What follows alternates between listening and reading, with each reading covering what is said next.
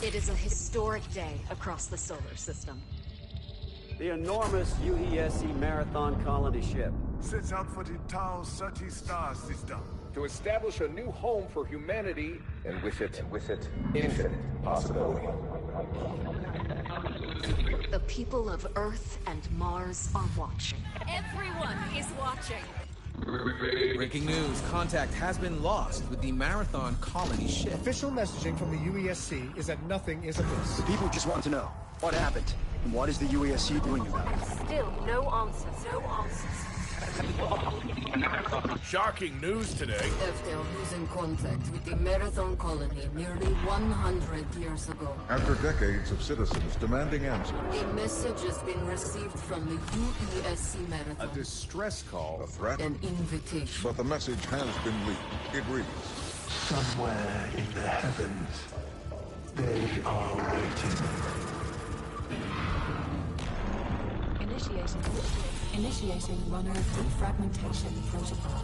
Evaluating shell integrity. Evaluating vital signs. Evaluating recognition response. Executing neurological subroutines. My last breath fell quiet like dying embers. My first thought hummed through a silver thread. Where is death? Loading memory packages. Liminal buffer status 26%. Buffered. Subject is a runner. A disconnected consciousness inhabiting a biocybernetic shell. Assert. Subject's psyche is preserved outside their body in the event of shell death. Subject exists only in this liminal state while their next shell is being woven. Please stand by. Yesterday, I walked with feet of fragile flesh. Today, I drift as light across the grid. Assert. Runners arrived in the Tau Ceti system after the investigation of a distress signal lost colony ship, the UESC Marathon. Warning, connection runtime error. Assert. Runners are mercenaries, hired to salvage the ruins of the human colony on Tau Ceti 4. Proceeding with suboptimal durability settings. Liminal buffer status 100%. Runner defragmentation complete. Your shell will be ready momentarily, and you will deploy to Tau Ceti 4 for your first assignment. Please prepare for consciousness transfer in 3, 2, 1. Initiate. Good luck.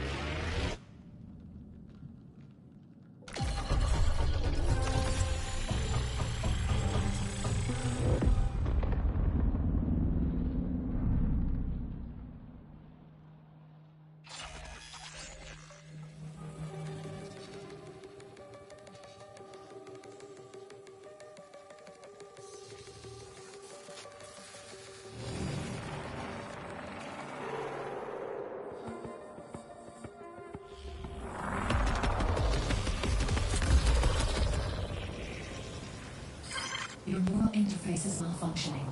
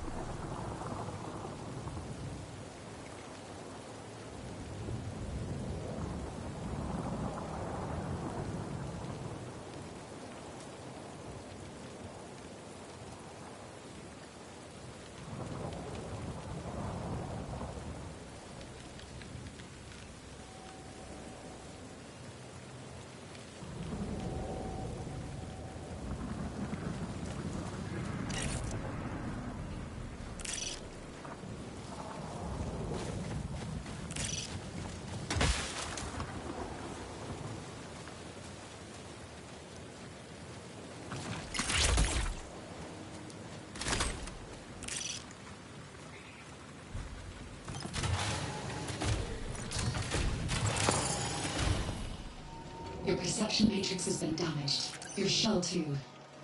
Search the area for repair supplies, while I find a way to access the colony systems.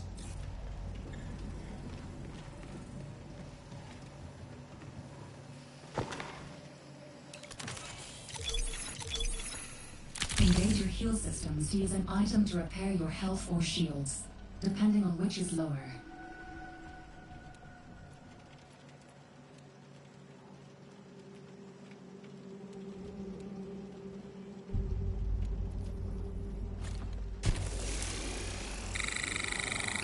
Your health and shields restore separately. Be sure to recover both.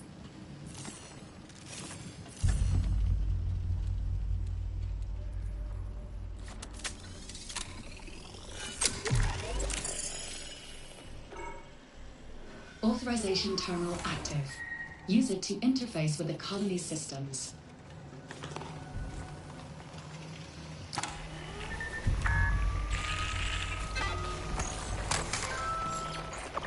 System access granted. Welcome to New Cascadia. You don't get that.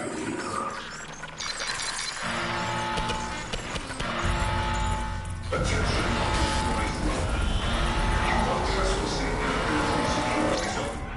UESC security forces have been alerted to your activity.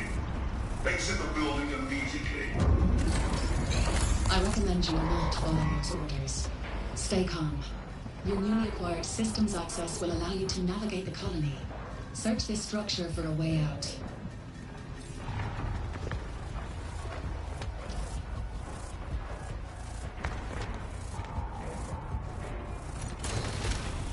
Look for a drain or vent cover, and try to break it with your knife.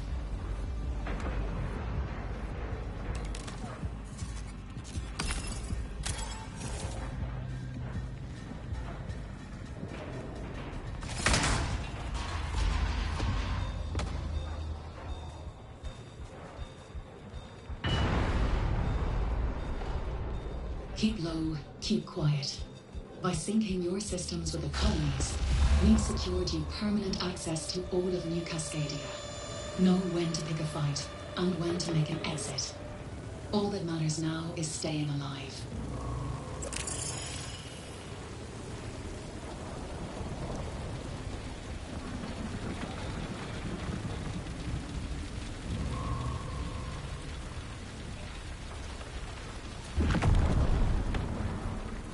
The UESC believes Tau Ceti and everything on it belongs to them.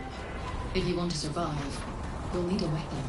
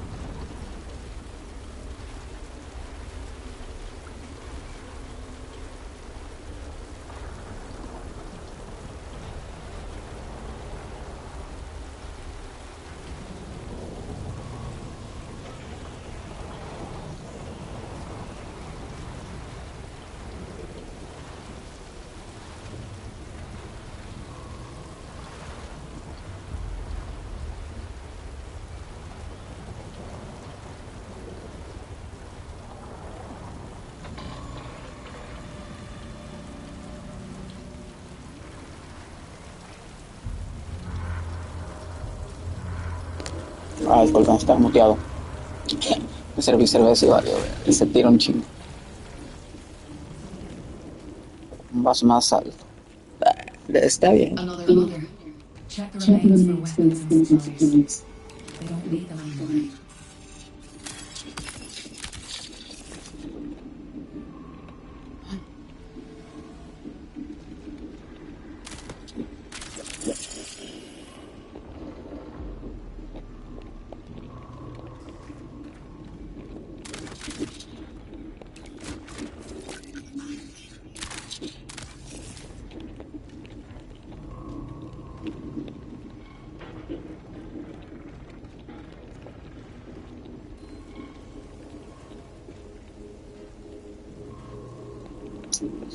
Sé que si cruzo esta línea,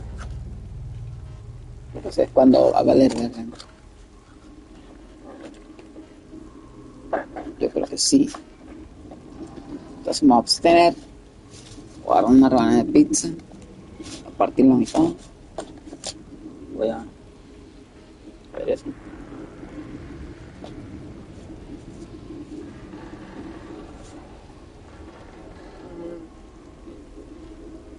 Haber hecho un plato. Guácala. Está bueno.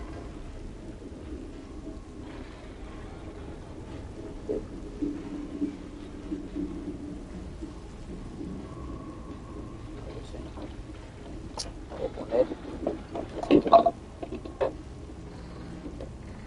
Sé que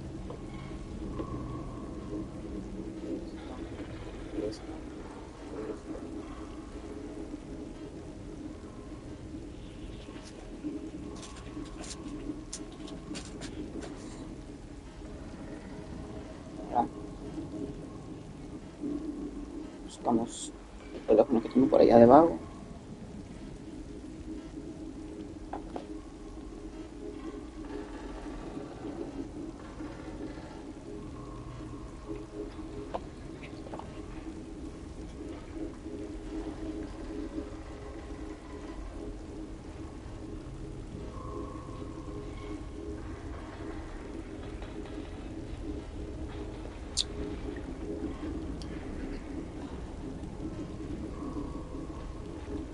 Aquí está Alfredo Jalife, una entrevista para RT.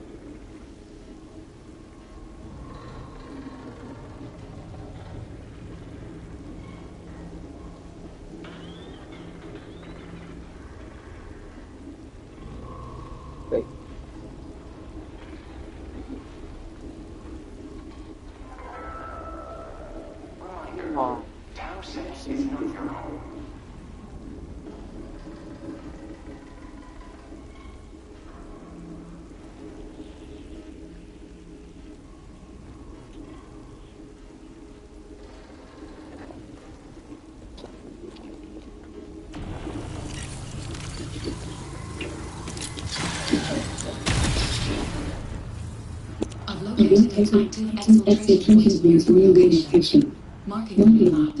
Exfil points are the only way to safely move solid matter off-world. That includes you. Scavenge the area for additional access in the middle. But be careful. Die here and you lose everything.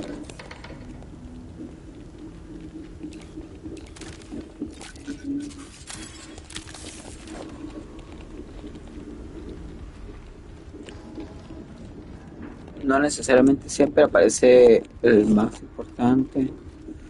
Proceso to exit X-File site. ¿Por dónde? Ahí.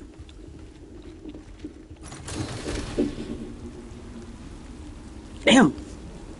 Range.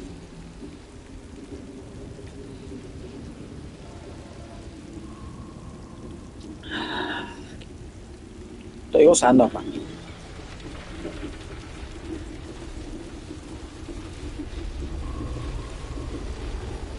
Ya sé. No le quiero disparar a la gente. Proceso X-File Site. ¿Por dónde? Por ahí. Access Denied. Sí, se vio el icono. Hay una escalera. ¿Puedo bajar por aquí?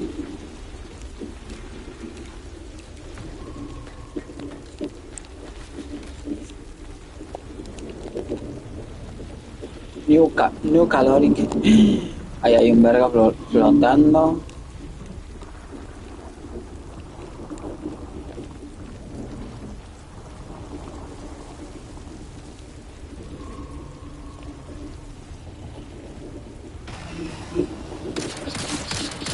¡Ah! Ahí se la ve, ahí se la ve, ahí se la ve.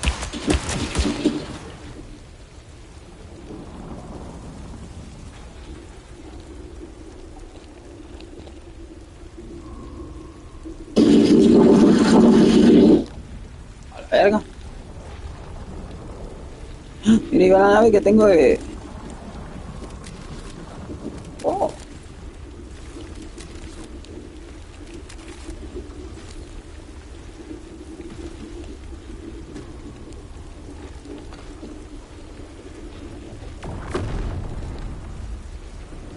Este lugar está abierto.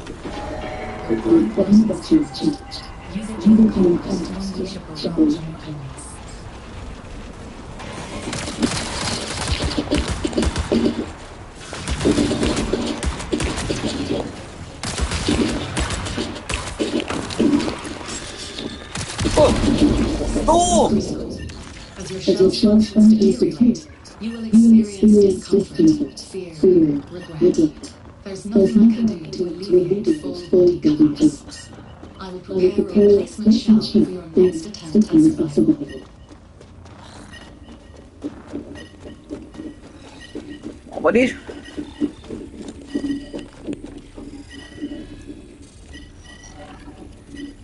Bueno. Sí, esa dice equipado. Porque ya valió verga, pinche granada, me quedé en cerca.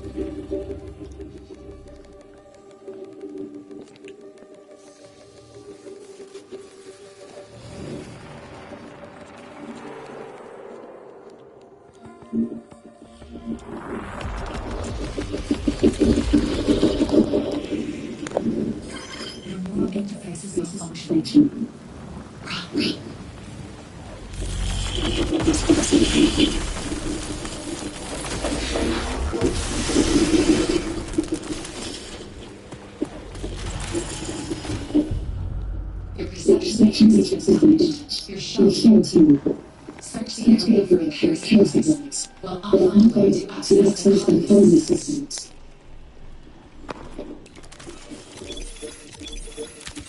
Engage the skill systems use an item to repair your health shields, depending on which is lower. Your health shields will still stack again. Be sure to look at the Authorization terminal active. Use it to interface with the colony systems. Para que venga la pinche plata. Fuera la mala. System access granted. Welcome to New Cascadia.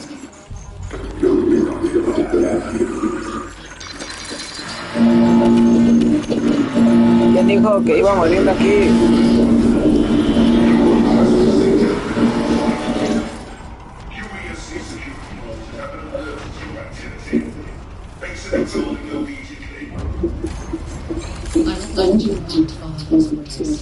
Stay calm.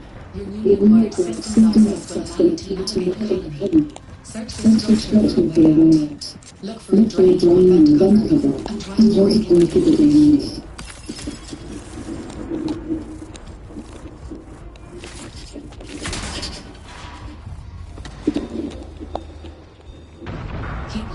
Keep quiet. By syncing your systems with the colonies, we've secured permanent access to all of New Cascadia. Know when to pick a fight and when to make an exit. All that matters now is staying alive.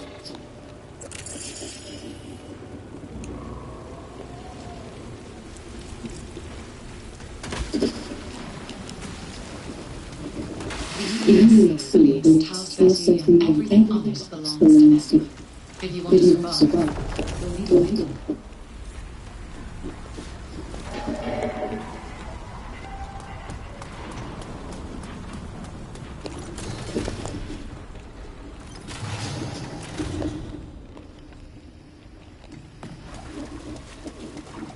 Another runner.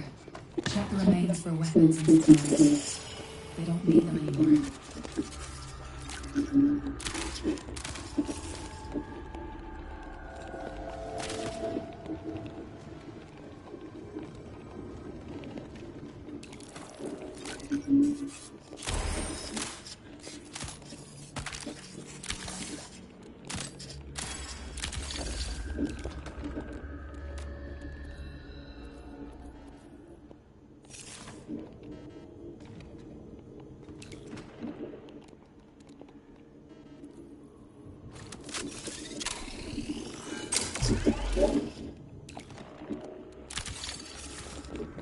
Unlocking you. Oh.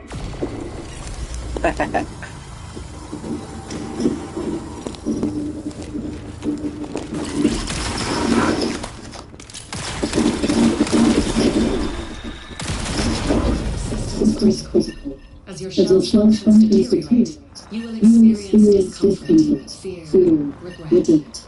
I've located an active exfiltration point near your location. Marking on your map. Exfil points are the only way to safely move solid matter off-road. That includes you. Scavenge the area for additional assets if you need them. But be careful. Die here, and you'll lose everything.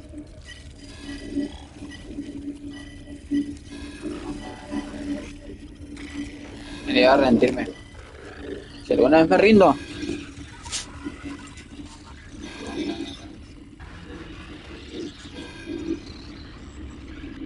Bueno, pues hasta aquí llegamos ese mensaje por parte de...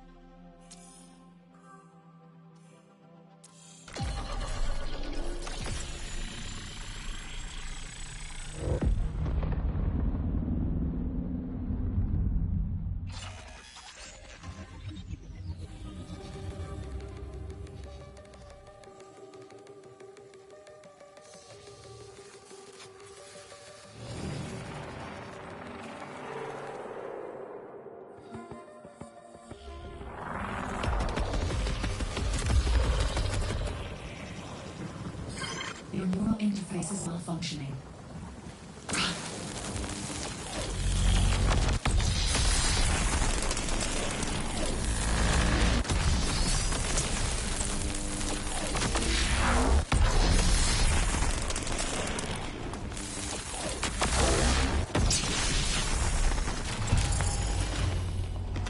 Your perception matrix was damaged during transfer to the planet's surface. Your shell, too. Search the area for repair supplies, while I'll find a way to access the colony systems. Your health and shields restore separately. Be sure to recover both.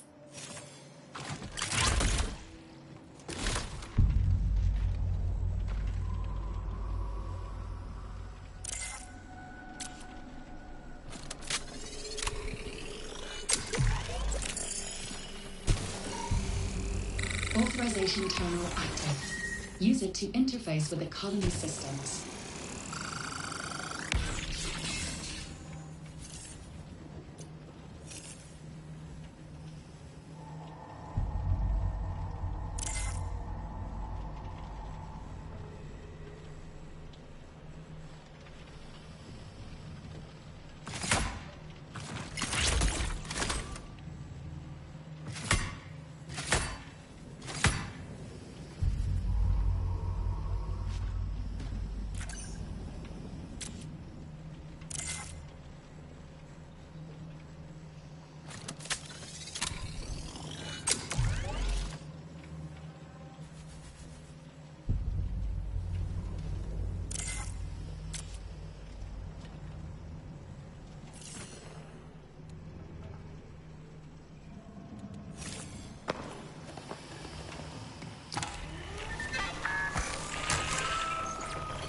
System access granted. Welcome to New Cascadia. Attention,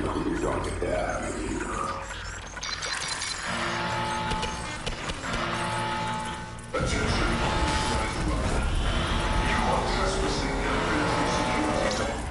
UESC security forces have been alerted to your activity. Exit the building immediately. I recommend you not follow those orders. Stay calm. Your newly acquired systems access will allow you to navigate the colony. Search the structure for a way out. Look for a drain or vent cover, and try to break it with your knife.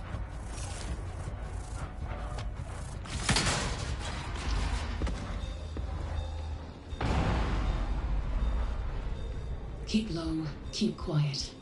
By syncing your systems with the colonies, we've secured you permanent access to all of New Cascadia. Know when to pick a fight, and when to make an exit. All that matters now is staying alive.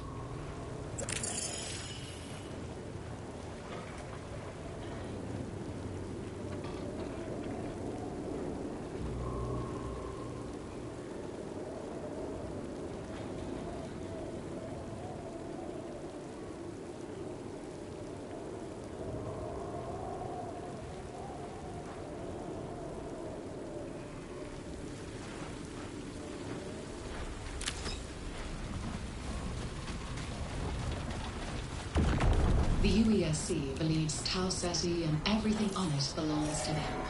If you want to survive, you'll need a weapon.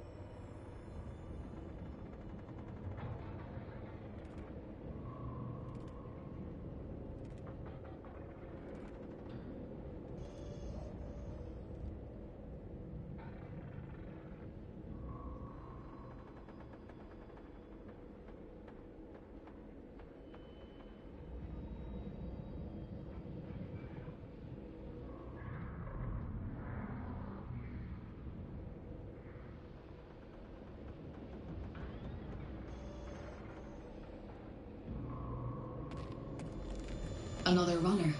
Check the remains for weapons and supplies. They don't need them anymore.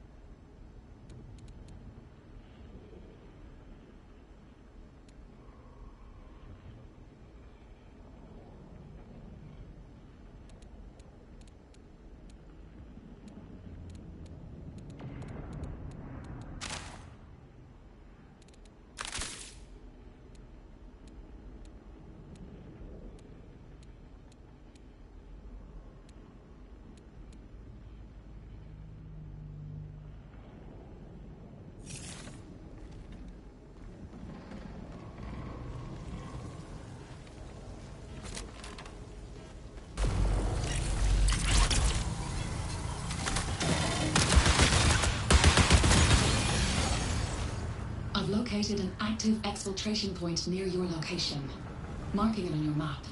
Exfil points are the only way to safely move solid matter off-world. That includes you. Scavenge the area for additional assets if you need them. But be careful. Die here, and you'll lose everything.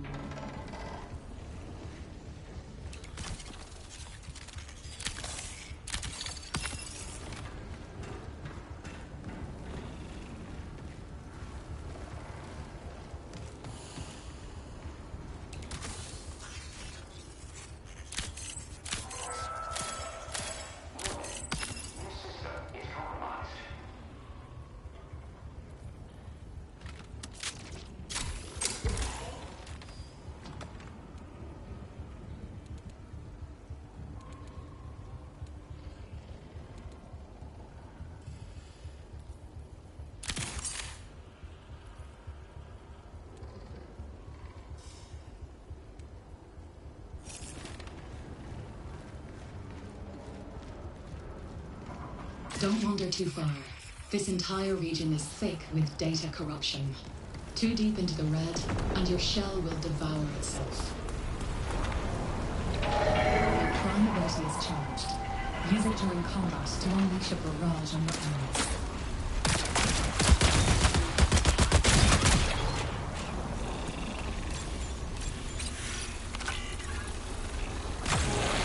Calibrating your destination.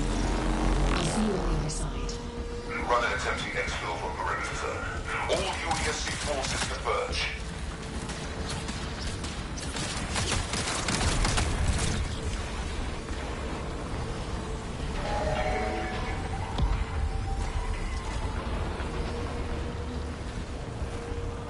Your tactical ability is ready. Use it to deploy your personal shield.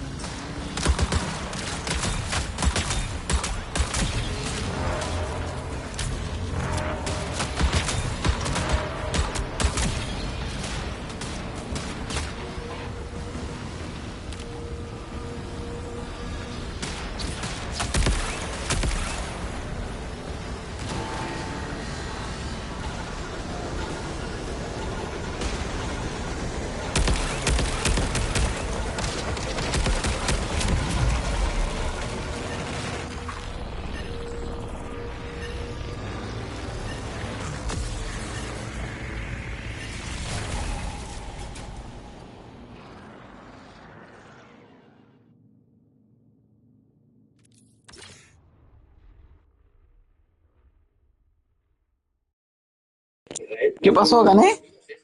¿Y desde cuándo estaba silenciado?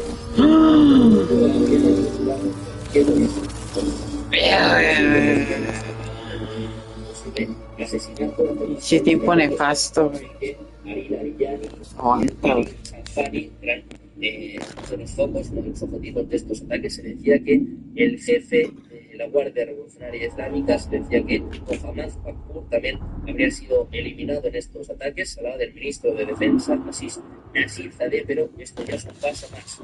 Y el Canal 12 está diciendo literalmente que se han producido daños amplios y significativos contra todo el liderazgo y los mandos iraníes. Es decir, sobre todo los nombres son Ali Samsani, Ali Larijani, Masoud Pezeshkian y el nombre, bueno, pues que es el más importante en estos momentos, Ali Khamenei. El Canal 12 dice que Israel piensa en estos momentos que el asesinato ha sido un éxito. Gisela, te quiero preguntar por esto, porque es precisamente el tema principal, no es precisamente la duda en estos momentos. Decíamos que el régimen está preparado, el propio Ali Khamenei ha dado órdenes en este sentido, pero imaginamos que la escalada ya sería brutal, ¿no? La respuesta de Irán en caso de que esto se confirme cambiaría por completo.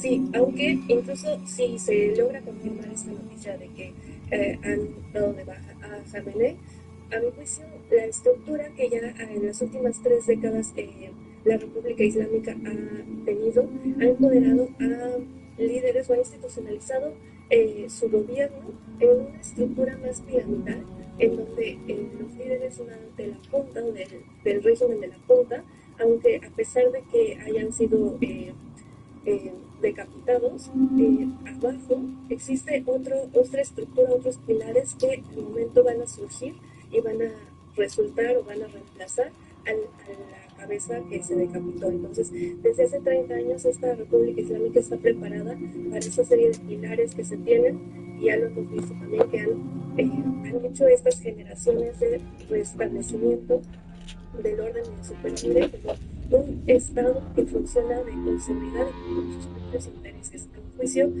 pues en lugar de formar una división, especulando en el asesinato de uno de Khamenei, sería al contrario formar o conformar una estructura mucho más sólida para poder defenderse frente a Estados Unidos. Eso sería lo que podrían hacer ahora, cerrar filas. Esa estructura existe, esa estructura piramidal con estos pilares, y en cualquier momento pueden agarrar o tomar posesión estos nuevos líderes para poder enfrentar y cerrar filas.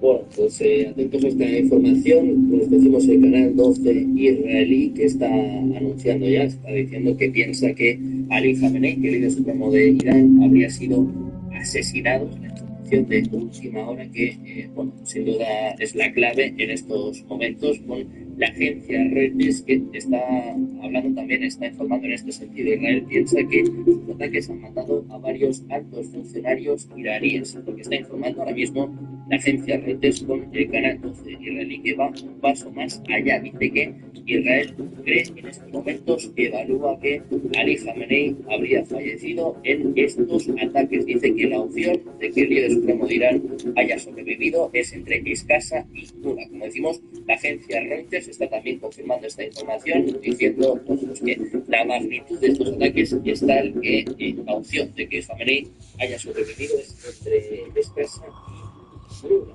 Estamos hablando también de las represalias por parte de Irán. Gisela, estamos hablando precisamente de estos ataques a las bases de Estados Unidos. Te quiero preguntar por el coste que esto puede suponer precisamente para Donald Trump. Estamos ya mirando a las elecciones de noviembre y, claro, cada baja es un golpe para Trump, sobre todo para las populaciones del Partido Republicano. Exactamente, sí. Ahí el problema de Donald Trump es que él está enfrentando elecciones en un par de meses. No es elección definitiva presidencial, pero es un periodo.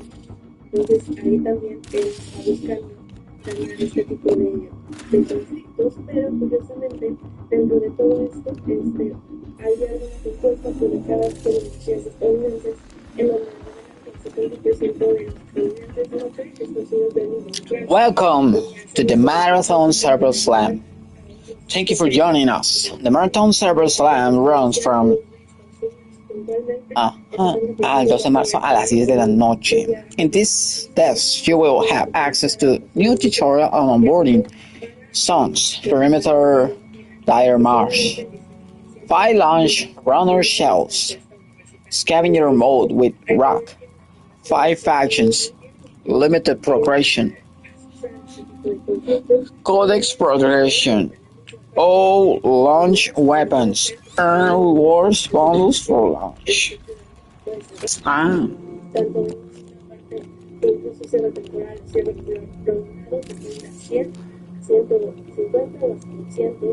Back. ¿Eso qué te quiere decir? Que va a haber un encarecimiento de Preordenado. A ver, preordenar. Ya está, mijo. Ya está preordenado. Facciones. Establecer enlace con la facción para contratar. ¿Irá? ¡Uy, Vivi! Oh, hasta me emociona, güey. Qué buenos pinches visualizadores, ¿no? Rostro, ira. Chip. Información. Meta información. Everything runs on key. Or nothing runs at all. Mira, sí. Cyber Acme.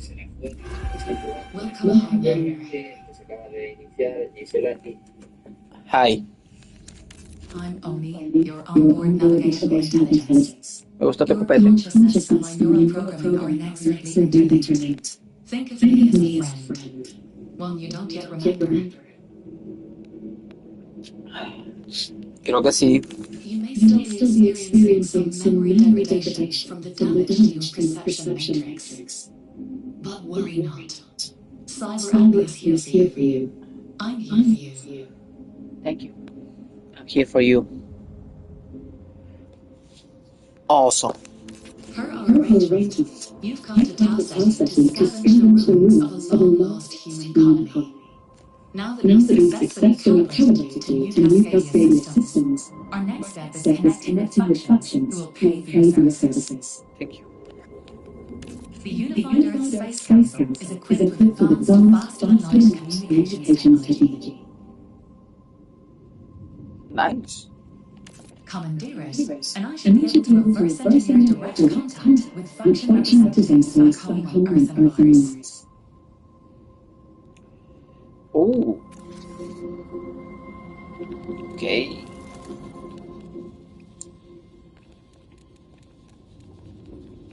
Next, this is a complete contract to earn wars and faction reputation. You must activate the contract to earn reprise. Activate the priority contract. Activate contract. Hover over contract objectives, either here or during a round, for more detailed information. Helping runners in your crew complete their contract earns you additional progress. Hover over objective. A ver. ¿Estos son objetivos? Dismiss. Show.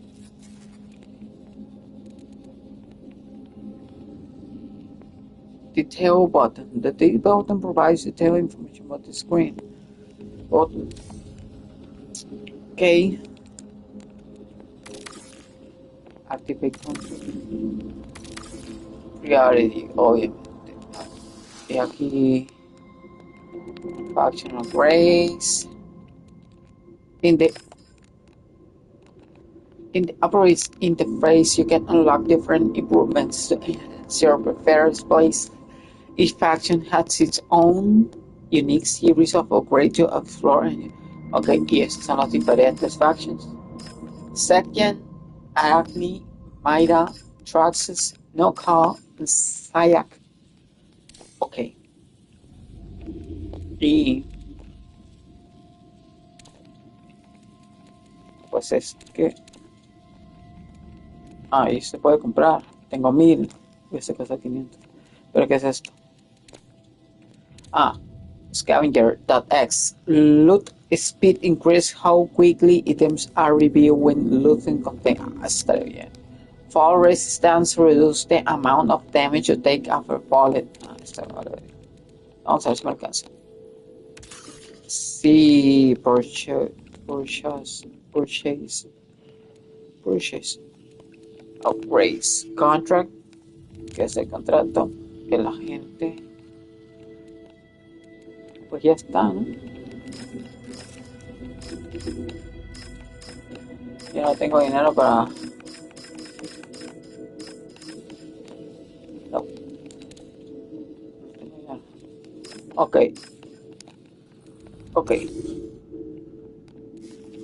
Active contract, ya hay uno activado.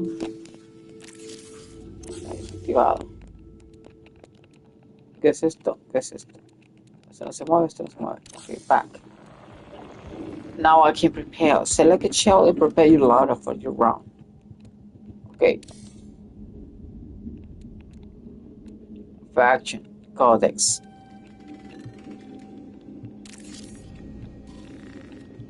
Ok, por ahora puede ser solo Sayak.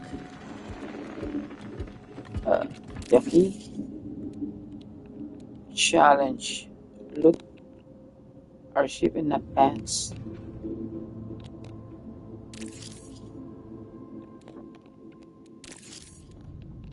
Ok, esto ya está hecho. Continue. Ok, estoy... Ajá. Back. Y hay otra. ¿Cuál es? Legend. Orientation, Legend. Hey, ahorita Legend se puede mover. Damn, where is it? Legend. Ahí está. Excel well down. That's what I did. Okay. Continue. Ya cobramos los contratos. Entonces me avisa como estos logros. Está prepare, pero también está cambiar. Contract es esta. Shells. Oh, mira. Esto no me gusta mucho. Intelligence like a weapon. Yes, I am ready. Field medic. Systems online. Medic. Interrogation subsys routines online. Covert acquisition and scavenger.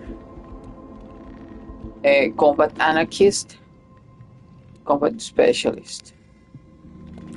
Let's go. These vandals are tool makers. Amplified movement abilities help cover ground at incredible speeds, changing any content in their favor. Microjets allowed at secondary jump. Advanced weapon system, a personal defense barricade, and increased movement. Ready. Let's go. Okay. It said shell abilities have a prime ability, a tactical ability, and 2 traits. Hover over the prime ability for a detailed explanation. Oh yeah. The receipt I was selected. I'm not actually ready. I had to take a leak. And I'll be back. Hey.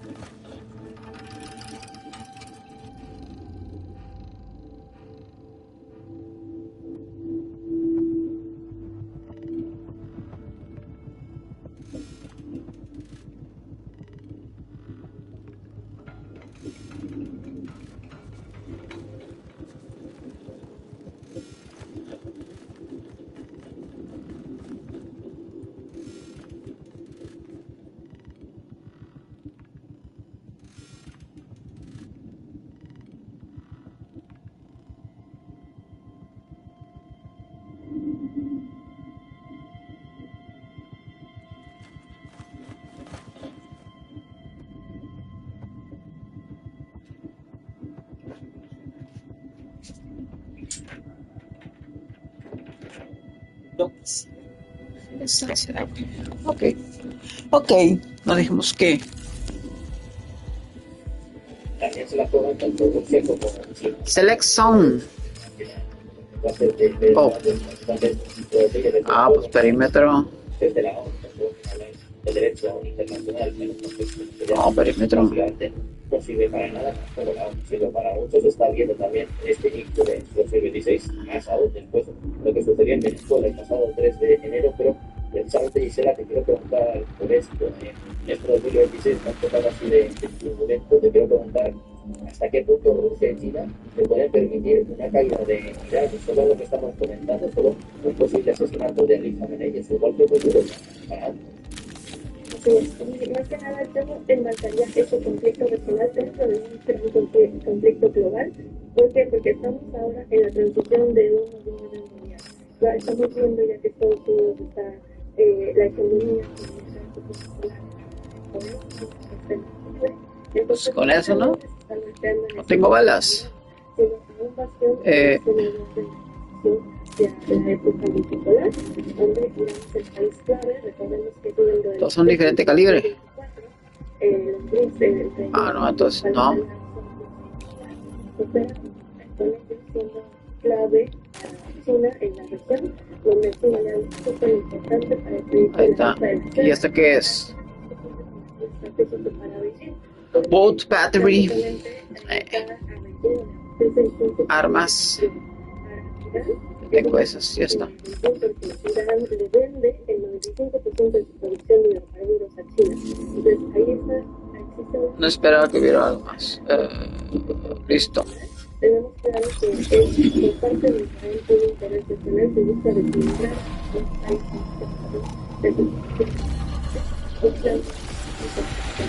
de Es el CEP. Estados Unidos enfocado en representar esta cuestión, diciendo que no estaba en contra de que Israel se llevase todo el territorio en el Medio Oriente, pero también en el tablero de ajedrez más global podría ser también un golpe para China, específicamente porque está ocupando un aliado importante en la región, porque yo creo que se va a hacer de la seda, además de que está hablando de petróleo que necesita China para su industrialización y su crecimiento. Y ahí Estados Unidos estaría en cierta medida de una ganancia, dándole una pieza fundamental de asociaciones estratégicas. Bueno, pues Estados Unidos, que se juega mucho en este conflicto tan grande, tanto Rusia como China. Vamos a seguir mirando más informaciones de los climas, todas, vamos a seguir, bueno, pues confirmando estos fallecimientos. Les decíamos que de sus diferentes de incluyendo los fallecidos en Irán, aquí porque se está dando en torno a este colegio de niñas, ahora al menos 50 fallecidos, 50 fallecidas, mientras Irán está confirmado también la muerte del ministro de Defensa, que veníamos contando, Amir Nasir habría fallecido, lo que están informando ahora mismo varias fuentes, tanto Amir Nasir como el comandante de la Guardia Revolucionaria habrían fallecido en los ataques medios israelíes, mientras el canal 12 está apuntando a analizar las noticias en estos momentos. Dice que todavía debe apunta a Ali Khamenei. El canal 12 está repitiendo, está insistiendo en que el líder supremo de Irán habría fallecido. Dice que las opciones de que haya sobrevivido a estos ataques son entre nulas y escasas. Hay imágenes precisamente de la residencia de Ali Khamenei delante de Corded exfil activity locked room priority hostile deconcentration. Ok, mira, ahorita traje armas, balas, pero no todas las balas. Armas, pero no todas las armas. Escudos y eso, pero no todos. Y quiero preguntar precisamente por esto.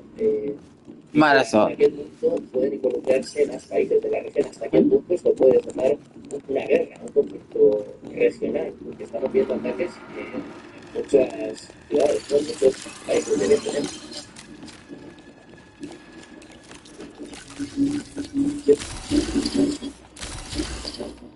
Absolutamente, es un tema súper complejo en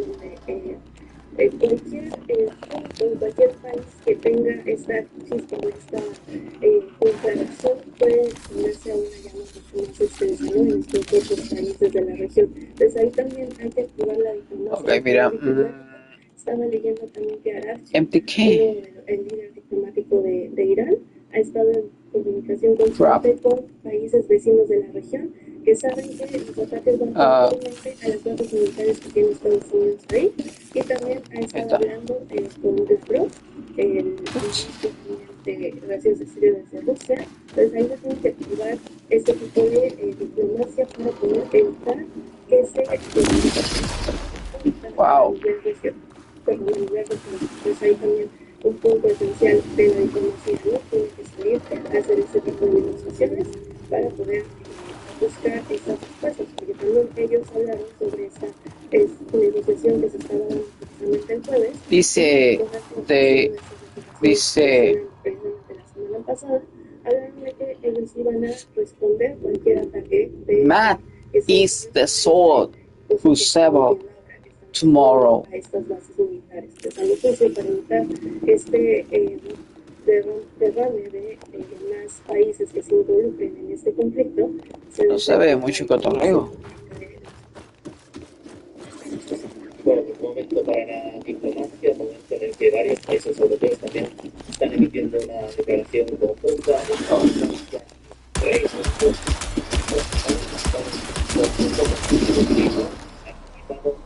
Que se orienten, a pesar de ello, los países afirman mantener un estrecho contacto con sus aliados internacionales en la región, incluidos Estados Unidos, Israel y sus socios en la región. Están en mantuvo conjuntos con Emmanuel Macron y con Friedrich Merz sobre la situación de las potencias europeas. Han reiterado su postura diplomática que mantienen desde hace tiempo. Señalan además que han estado constantemente Irán a poner fin a su programa nuclear. Estamos hablando de muchos actores en este conflicto. Gisela, te quiero preguntar qué papel juega también Europa.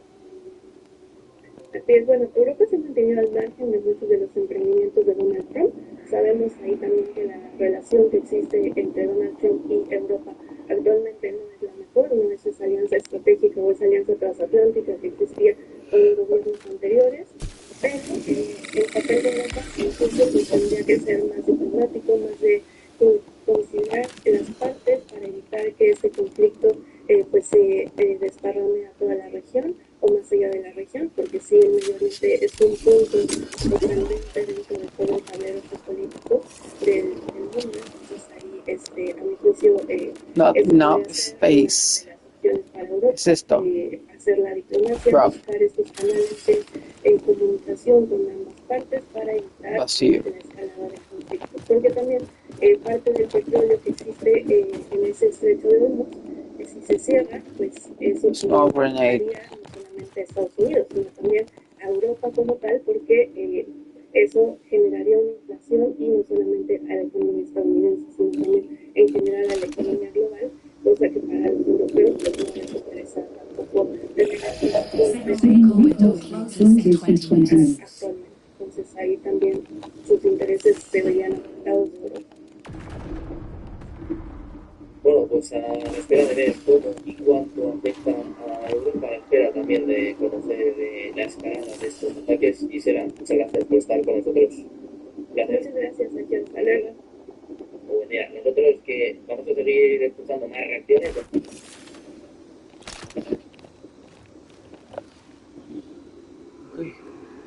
It's good. Celira.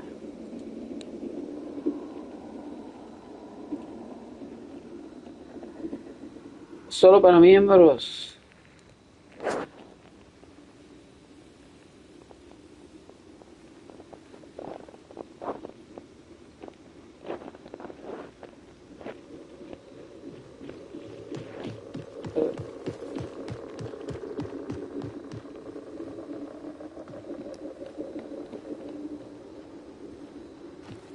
Hola.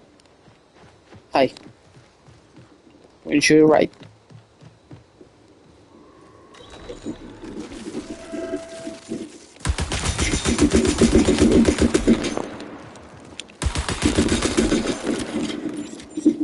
Last words.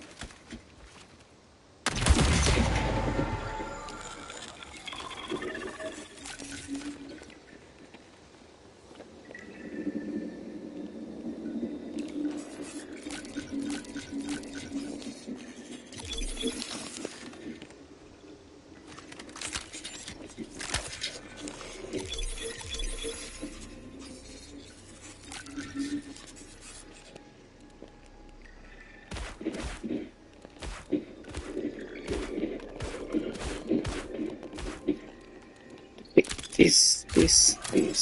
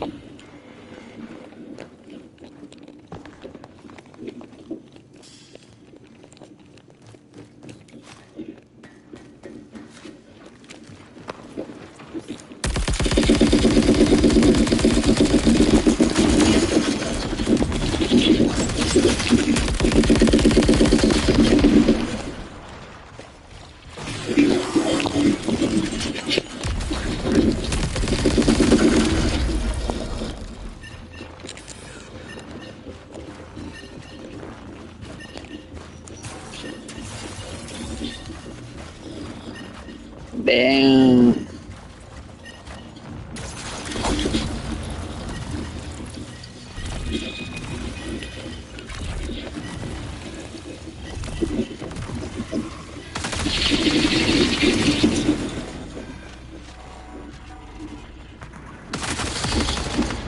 Understand.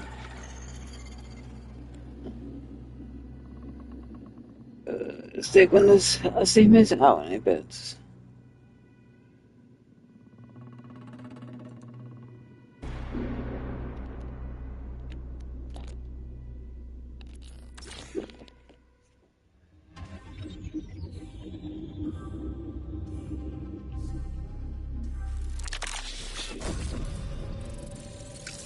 eliminado.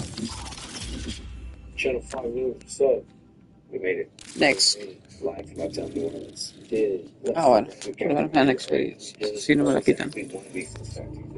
Bro, the fact that you're still talking. Muy bien. Yeah, what was the worst part? It's been touring a lot. Just like, yeah, it's touring. Just like going to different cities and screening documentaries. When I get on stage, I yell at the city. So gradually it's faded. But I haven't yelled too much yet. Maybe I could try when we wrap the interview. Alright, don't worry then. We gotta talk. Okay. Let me know where we're going. I like this setup, bro. It's so solid, bro. It's holistic. Well, bro, thank you for making the time. Yeah, appreciate it. I think a lot of people probably saw some of the Mardi Gras media coverage. No, I understand. Heard about the arrest and stuff. God bless them. Like, they want to know how you're doing. Bro, I've been having a time of my life.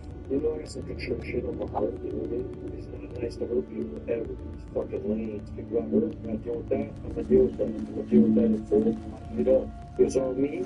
It's not on them. It's on me. I fucked up. It's on me. I fucked up. It's on me. Definitely, yeah. So you take responsibility for 1,000%. Like, you know what? I had a great time. Definitely. Just like partying at Mardi Gras. No, more than that. Something further than that. Something like sacred, bro. Something like I just joy is sacred, bro. And we're, I don't know, I keep talking about it weird, like we're cameraed up. So I'm thinking I gotta talk for a big audience. We're gonna talk to me. Let's start over. Quick. Check the interview over. Start the interview over. We're here, Shia LaBeouf live. It's 1 week after Fat Tuesday. How are you doing? 1 through 10. Blessed. Okay, so that's a 10. 10 to 10. Yeah, bro, I feel good. I mean, I got shit on my hands before, but overall, I feel good. I came out here heartbroken. I speak to you now as a man who's feeling my heart. I don't know how you been doing else, though.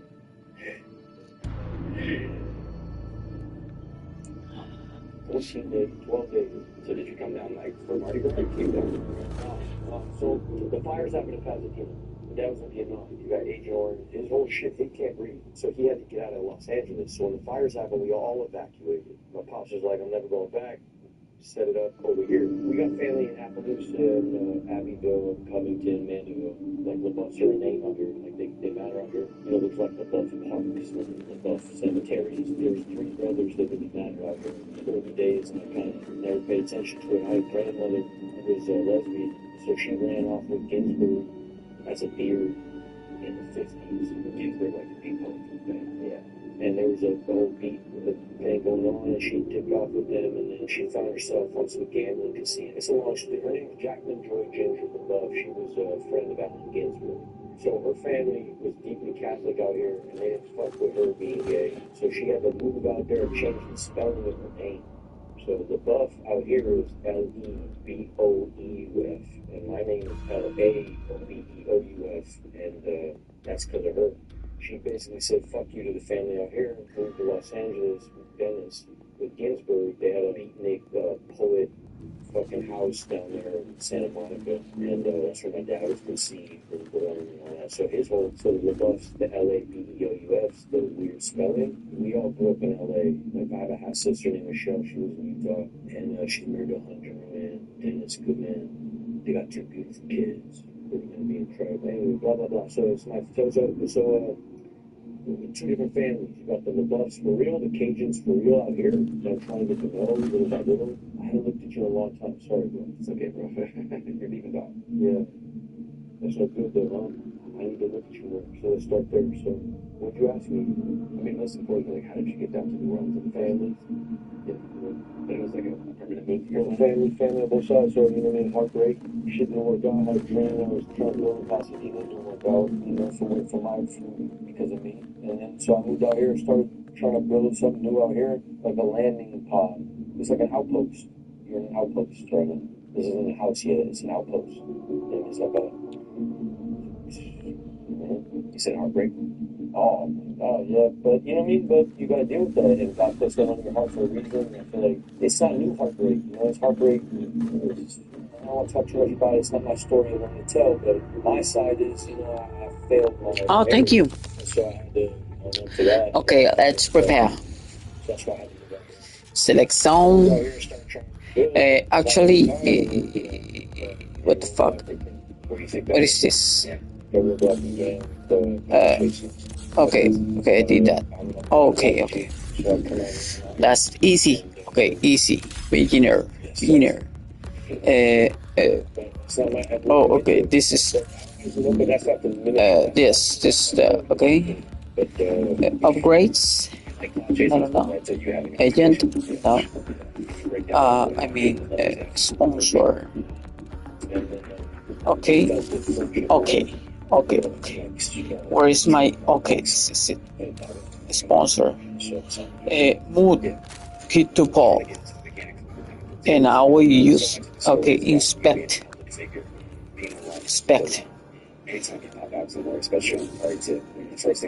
Equipped. Let me take a video. What was it about these particular interactions, like at our bar, specifically that like equipado. Mantelar on kit to Paul or actions. Cancel. Okay. Sponsor kit. Déjame ver, mierda. I don't have answers yet. Move, inspect, move to backpack. Sponsor kit, okay, it's equipped. Ask your question one more time. I guess, what about this particular infringement on your privacy? I'm Catholic, bro. You know what I mean? I don't fuck this, bro. Let me. What is that? With the clock chasing. What's that? Bro, shit didn't work out. I'm trying to build a passive unit. Didn't work out. You know, for what it's about. Take that roadblock again. That roadblock again. I don't want to talk too much about it. It's not my story I want to tell, but my side is, you know, I failed my marriage. And so I had to own up to that. And so that's why I had to move out here. So I moved out here and started trying to rebuild. Just have a good time. And then, you know, hit a roadblock. Where you think that roadblock began? That roadblock began cloud chasing. In what sense? I'm not white light you. So I come out and it sucks. But it's not like we're gonna get to it. But I don't even know. But that's not the main issue on that side either. I fucked up. But you mean like cloud chasing is what led to you having an altercation? Yeah. Can you break down like what happened that led up to that fact? I was drunk, and then I felt infringed upon. You know, like the truth of my proxy. But I wasn't already. So it's on me. Yeah. Just trying to get into the mechanics of how that happens because, you know, so much of the story is about you being a public figure and being in the limelight for so long. And anytime you pop out somewhere, especially on the party tip, the first thing people are going to say is like, let me get a picture, let me take a video. What was it about these particular interactions, like at our bar specifically, that like made things escalate? I don't know, bro. I have no idea, bro. To be honest with you, it's probably just my fault, bro. I don't know how. I don't figure it out, bro. Catch me. This is why it's beautiful. I don't think people know what it is. I don't have answers yet. You know what I mean? I don't have any answers yet. I'm in the middle of it. And I'm on the path. You know what I mean? I don't have answers yet. And usually when people come here, they got answers. I don't have answers yet. So I'm in the middle of something. Ask your question one more time. I guess, what about this particular infringement on your privacy? I'm a Catholic, bro. You know what I mean? I don't fuck with the...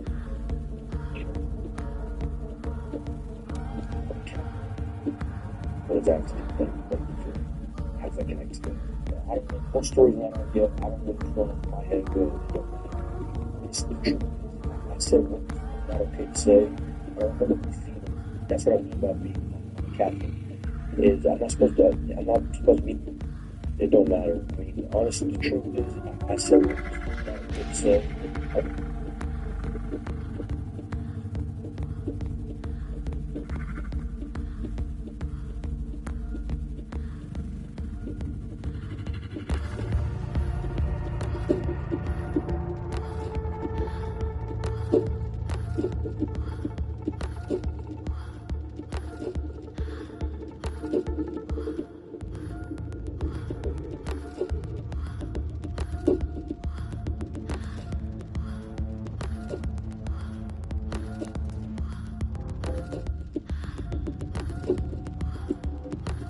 Nobody's feelings. That's what I mean by being I'm a Catholic. Is I'm not supposed to be out here. I'm wrong for what I was the experience of jail. I'm kicking no fun. Whatever.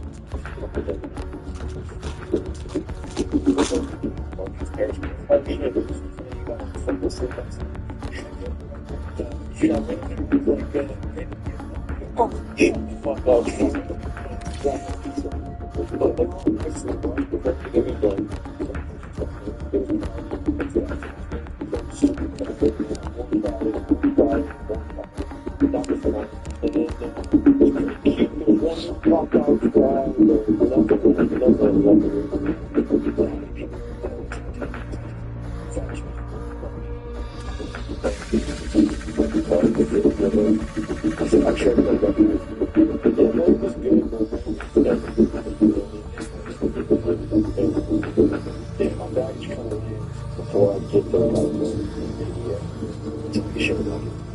Yeah, we did. We shared a blanket. We we shared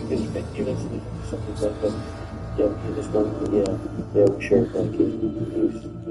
We talked. He was a good guy, actually. So usually when you get processed, you become friends with whoever you get processed with. Just the innate reality before you meet everybody else. Yeah. And so the guy I got processed with became sort of a quick buddy. We just didn't talk, I don't know much about him, but just like one fisherman could see another fisherman from far kind of thing. And we had that kind of connection. And yeah, black kid. Shared blanket, and we also shared meals. Like we got quite intimate actually. What the fuck was his name? Holy cow, I don't know his name. Really? Good, you're out there. Good. What was the charge? The char I got two misdemeanor battery charges. But they might have been to some whatever. I only got a DA, very liberal DA that knows what goes on. There's a guy out there who thinks it's hate charges, you know, I'm living with whatever goes on. You know, it is what it is. Yeah, God bless them all. Have they told you, like, what the penalty might be or something like that? There's like a battery charge, and then we go do 6 months, and hate charge, and more than that, I don't know, whatever. I don't know what it is.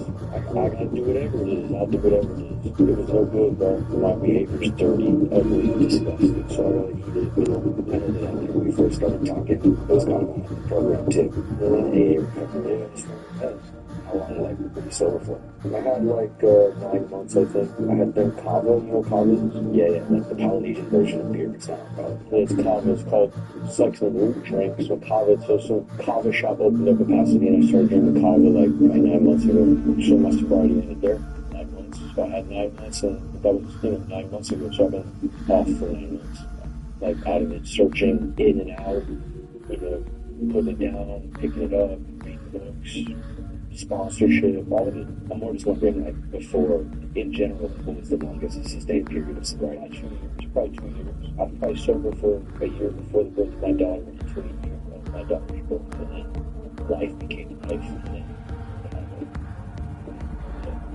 Kava was the gateway to, like, regular guys. Kava was an acceptance of, like, petrol. People talk about California sobriety and stuff like this, and stuff like shit like that. I don't say his name, but you know, some people that I know do camping trips and stuff. You know, talk about ayahuasca, spiritual journeys and shit like that. And stuff like that. You just get flooded with a whole bunch of info, and as a sober man, and it's like I love getting on a trip with a cage. People have like bar stores and it's amazing. Fuck, I shouldn't have said it again. Hey, bear with me, bro. You know what I mean? I'm not on the wagon at all. And so, everybody who fucks with that, don't help. And don't claim it. I want to make sure what you got. And there's people independent of me, and people that look to me to be some kind of sobriety, stability, and like some telling the shifts. And I'm trying to find it. And Elliot.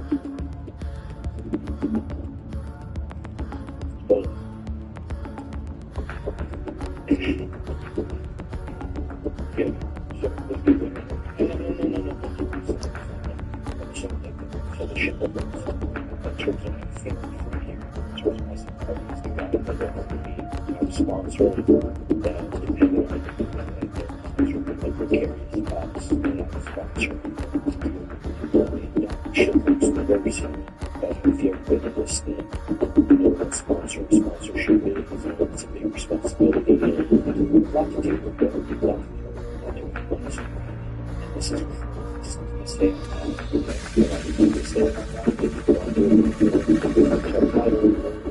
Since I'm 18 years old, in and out, always thought I had plans to live, but it wasn't the best part of my life. And this is what I'm doing down here. It's like how to get to joy.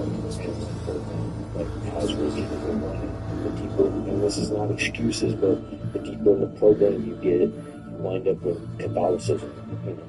So you feel like the restrictive nature of traditional recovery often leads you into religious thoughts. But I feel like the restrictive nature of recovery leads you into unhappiness because it's religion, and you feel like you're missing out. And there's a mystery that's inherent to health. Because you feel like the rigid nature of it makes you feel like you're depriving yourself of something. Yeah. And that would be the breadth of human experience. Yeah. Which is joy. Which is not just joy. I know the program dudes that experience the joy I'm talking about. I don't know how I came first came in. There's a different kind of joy I'm talking about. I'm talking about a different kind of unhinged, annihilating joy. I'm not talking about giggles. I'm talking about freedom. I'm talking about complete essence, like something like an existential, something further than just like the joy, like flying on the highway, on a motorcycle, further than that. I'm further than that. It's what Marty brought in. So it's like a chaos therapy. No, it's can I read something to you? Yeah. You fuck with G.K. Chesterton? I don't know who he is, but I saw him. G.K. Chesterton, so this is big OG stuff, yeah? He's a real bandito in this thing. Yeah, go do whatever you want. In terms of this Christian shit, he's real bandito, this guy Chesterton. Let me read this to you, yeah? And it speaks to me. Mysticism. Isn't that insane? I'm not trying to be dramatic, yeah? I heard some of the fucker size performance today. It bothered me. It doesn't seem like a thing. Alright, Google. Mysticism keeps men sane. As long as you have mystery, you have help. When you destroy mystery, you mean forbidden. The ordinary man has always been sane, because the ordinary man has always been a mystic. He has permitted the twilight. He has always had one foot in earth and the other in faith. And I feel like that guy. I feel like I want to encourage the luminosity. Bro, I'm out here to fucking get it. So, hey, what's up, guys? This is Matt Nick. Did you hear that about a year ago when we bought back our old show, All Gas, No Brakes, Equal from 2019 to 2020? Our first show, we bought it back, as well as the entire catalog. So if you're not driving for companies, put up a lot of things.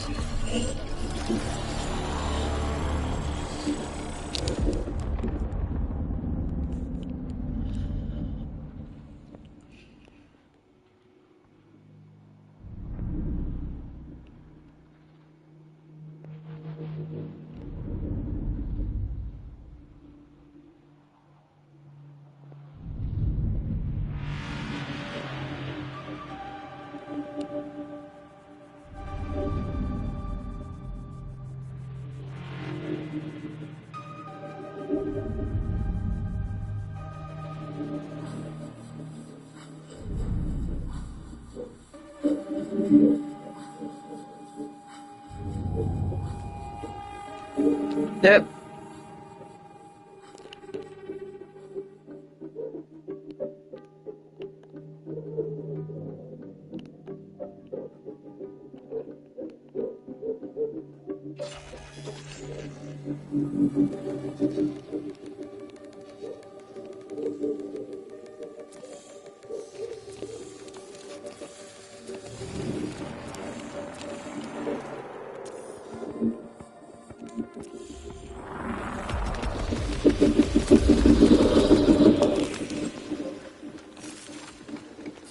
Engaging affirmation protocol. Accept. You are our own.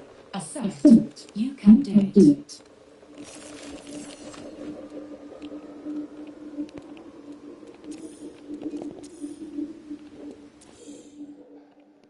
Ya había picado, pero cuando estaba empezando, pues me mandó a la verga. No, no quiero con otras personas.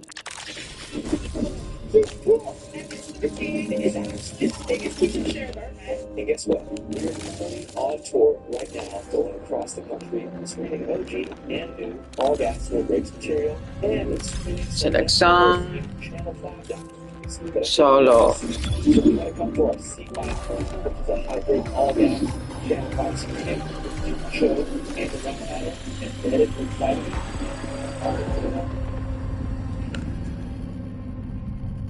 You should definitely buy a ticket right now at www.channel5.news. It's called the C5 Huntable. We're going to Boston tonight at the Chevalier Theater. We're going to Detroit tomorrow to Royal Oak Theater, which is I think in Warren or somewhere past 8 Mile upstate. And then past that, we're going to so many different cities.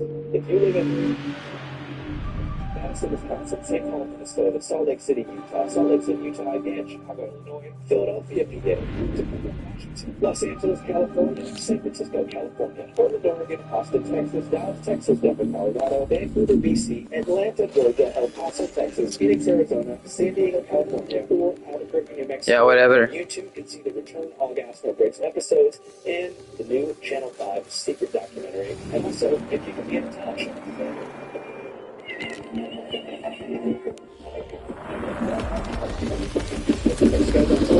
Mira pues,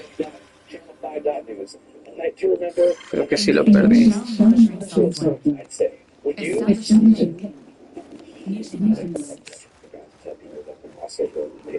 When you're in that, like, state, that, like, mystic party state, do you feel true joy? I feel connected, you know what I mean? I feel connected to people. Take a bunch of pictures on a fucking, like, on a cool little tree or a governor or something like that, because I like what it does for people's lives. I'm going to try to get my Piazza's autograph, you know, fuck with it. You know what I mean? For my whole life, like Piazza, where you're waiting outside the fence every day. So, yeah, they used to go to Dodger games. Big Brothers program used to give us too, because I was going for the Dodger game. You know, dude, Oh, top jump. Oh, toxina peligrosa. Y se le disparo.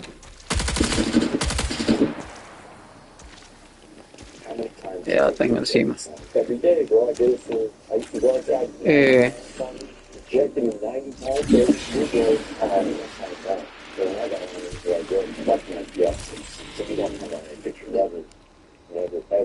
Not unless I'm with my kid, or I'm eating some food, or I'm chasing some out, because you feel like if you're helping people, validating. Yeah, what did God do it for? Why did you do it? Why did you do this for me? You know what I mean? What is the purpose, bro? Like, segundos.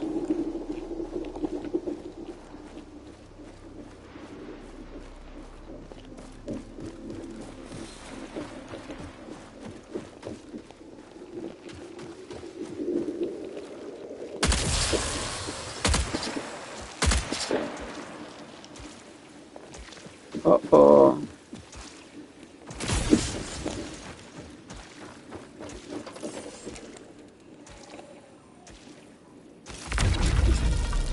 Oh, qué verga.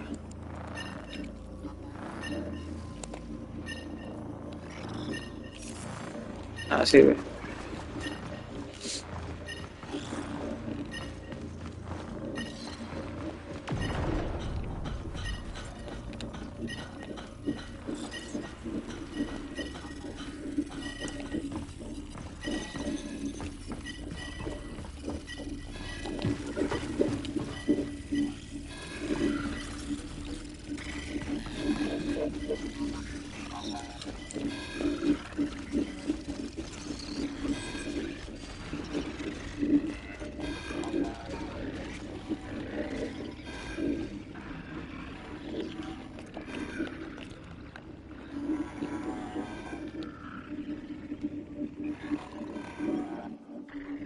why did he do this for you, bro?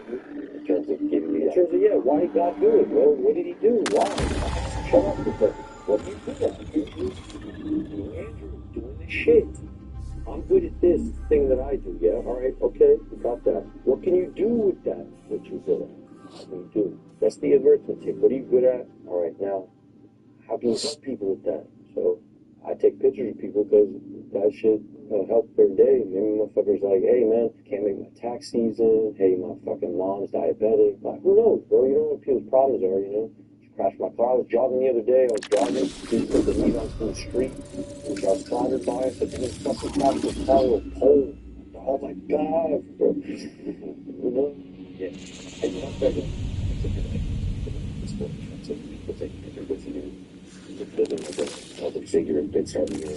Vale verga, ¿no? Estudiando la verga, qué paro. Everybody just sit at home and watch that thing. That's what it is. So I know what that is. It's to be like turning into Will Smith. Give me a picture. I grew up with you. You owe it to me. You're my uncle. You That's how I feel about Will Smith, too. He's my fucking uncle, bro. It doesn't matter what I don't give a shit. It's my fucking Uncle Will. Like everybody else in America, don't act like, it's just what it is. So I'm in this weird category of, I have this familiarity with people, and yet I'm trying to do this artist thing, but it's deeper than that, because it's like family. You meet people, they don't give a fuck about art. People just want to hug you because they're your cousin. Kind of goes back to something you mentioned earlier, which is like, there are people who cross boundaries as a public figure, but you also want to please people. Yeah. So how do you walk that line? Well, you gotta be authentic, or otherwise you go to hell. Which, I don't want to speak too much about it, but I know intimately about people around me. You gotta keep it authentic, I think. And I think, I'm Robin Hood, kind of. I don't know. I've always been kind of, I don't know, man. Maybe it's like I got this Grey Goose sneaker soul. Does that make sense? No. You know what Grey Goose sneaker is? No, I just... Fake dirty sneaker? They're kind of like... They're like really wealthy, fake dirty sneakers? No, I didn't know about this. I don't know, something about it feels too close to home for me to ever wear, but so intrinsically true. I grew up poor, and then I got rich as fuck. Early, Rich to me was $8,000 a week, which is what I was getting paid on eating Stevens. That's crazy fucking good money, bro. Yeah. You're rich.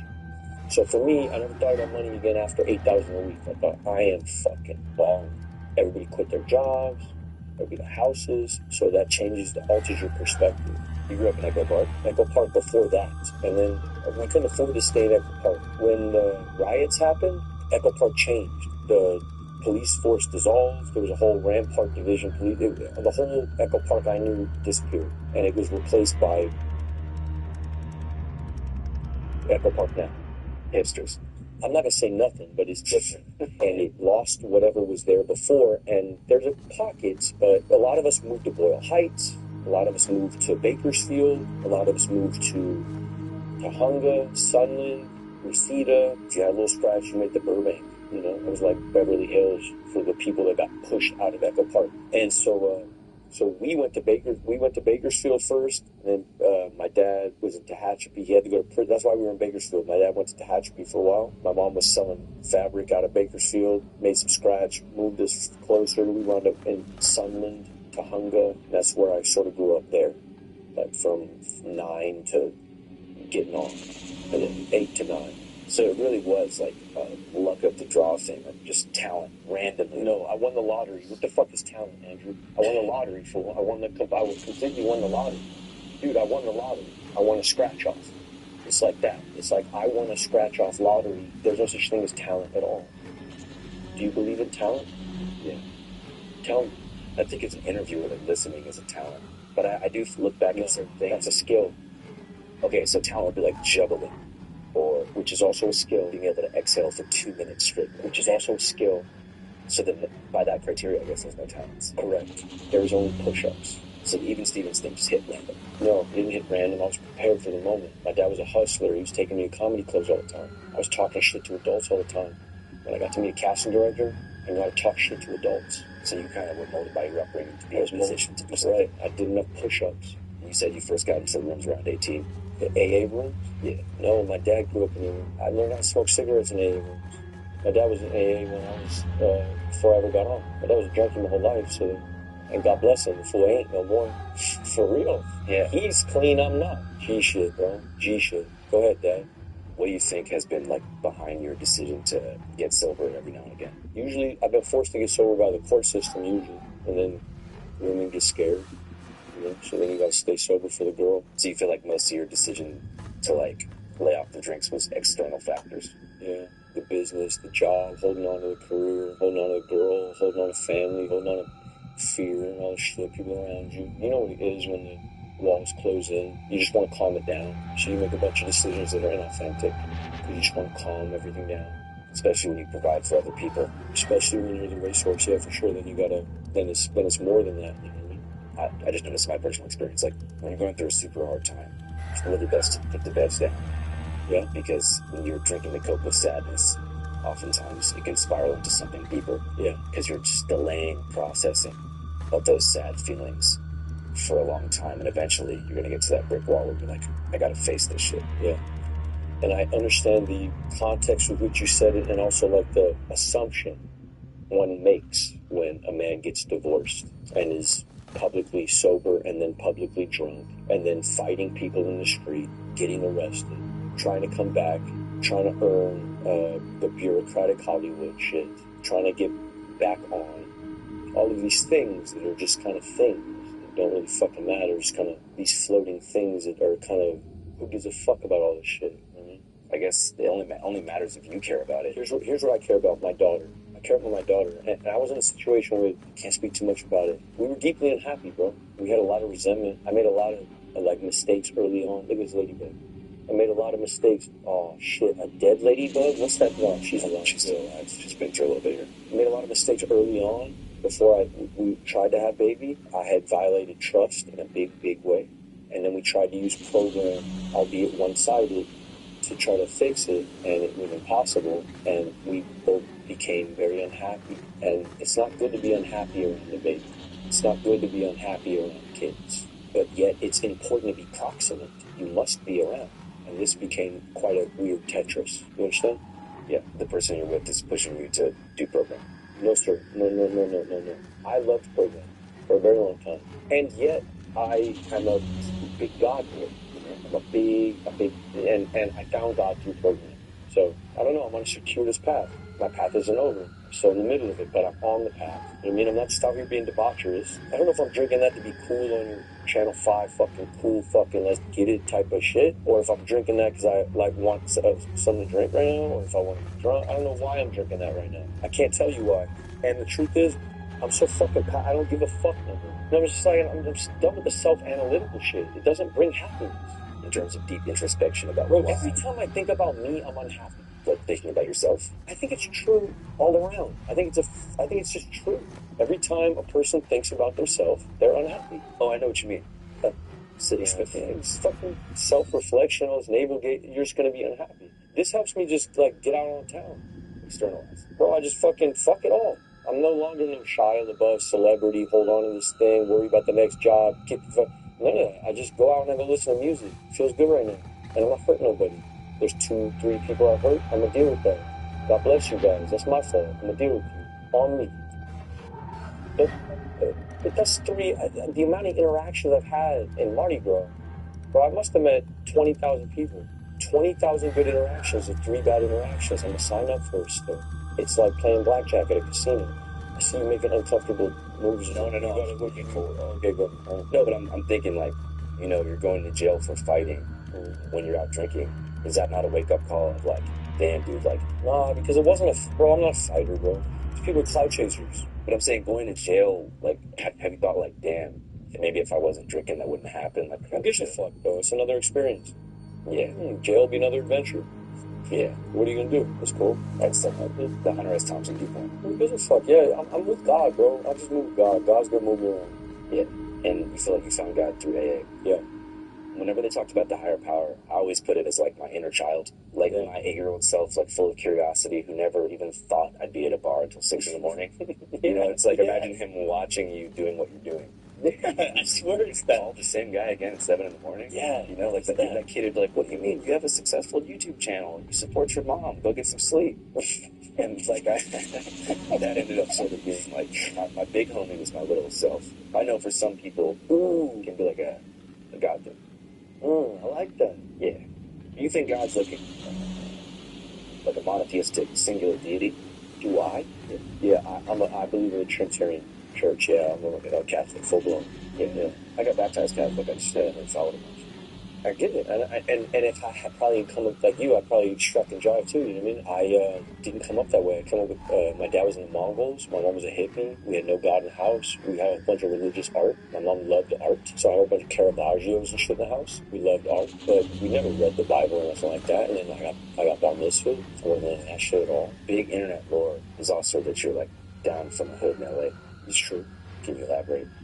Harpies 13. My key holder is Cornejo. It happened through a film. I was prepping a movie. I asked if I could. He told me what the requirements were.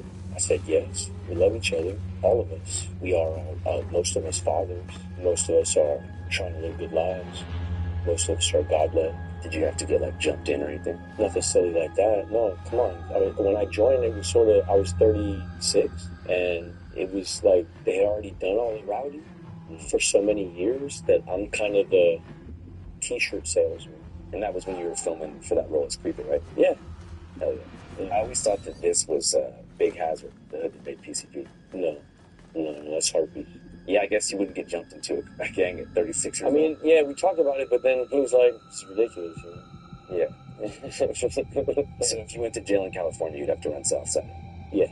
But here at the Mardi Gras Downtown, just got run Shia LaBeouf. To be honest with you, bro, it's Long Island. It just fucking is. All that other shit, like, I'm not pushing no line in California neither. I'm Shia LaBeouf, bro. I was in holes. What the fuck are we talking about? Like, really? Who's pushing what? Like, what are we talking about? You know what I mean? But I am friends with these people. We do love each other. Their shit is for real. They really do push the line. Am I pushing the line? No. Yeah. But you're not expected to. No, fuck no. What kind of clique would they be if they did? You'd be something. It'd be ridiculous, bro. It'd be stupid shit. No, bros. They were good before I met them. Would you say Hole's one of your favorite movies that you did? Just the first. I mean, I love Cleo very much, so I made a good friend there. He's a good boy. Yeah. I like Disturbia. Yeah, that's another one. I didn't make no friends there. Golly. What is this interview, bro? I'm gonna get in trouble anyway, so who cares? Fuck it. Yeah, God help me. Cat's out of the bag, yo. Shia LaBeouf is a celebrity.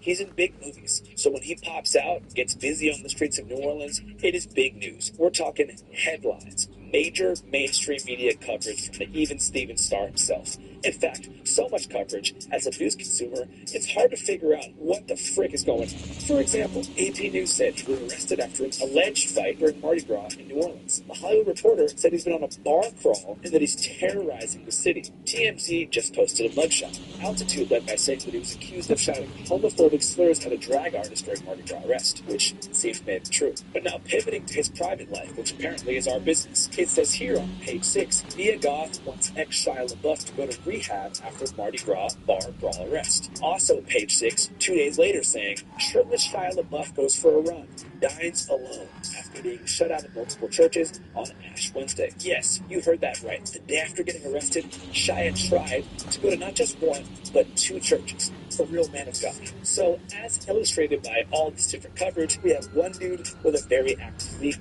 And most people, depending on what media market they were in, only saw whichever story the algorithm picked for them. And that's where Ground News fixes that. I got it pulled up right now.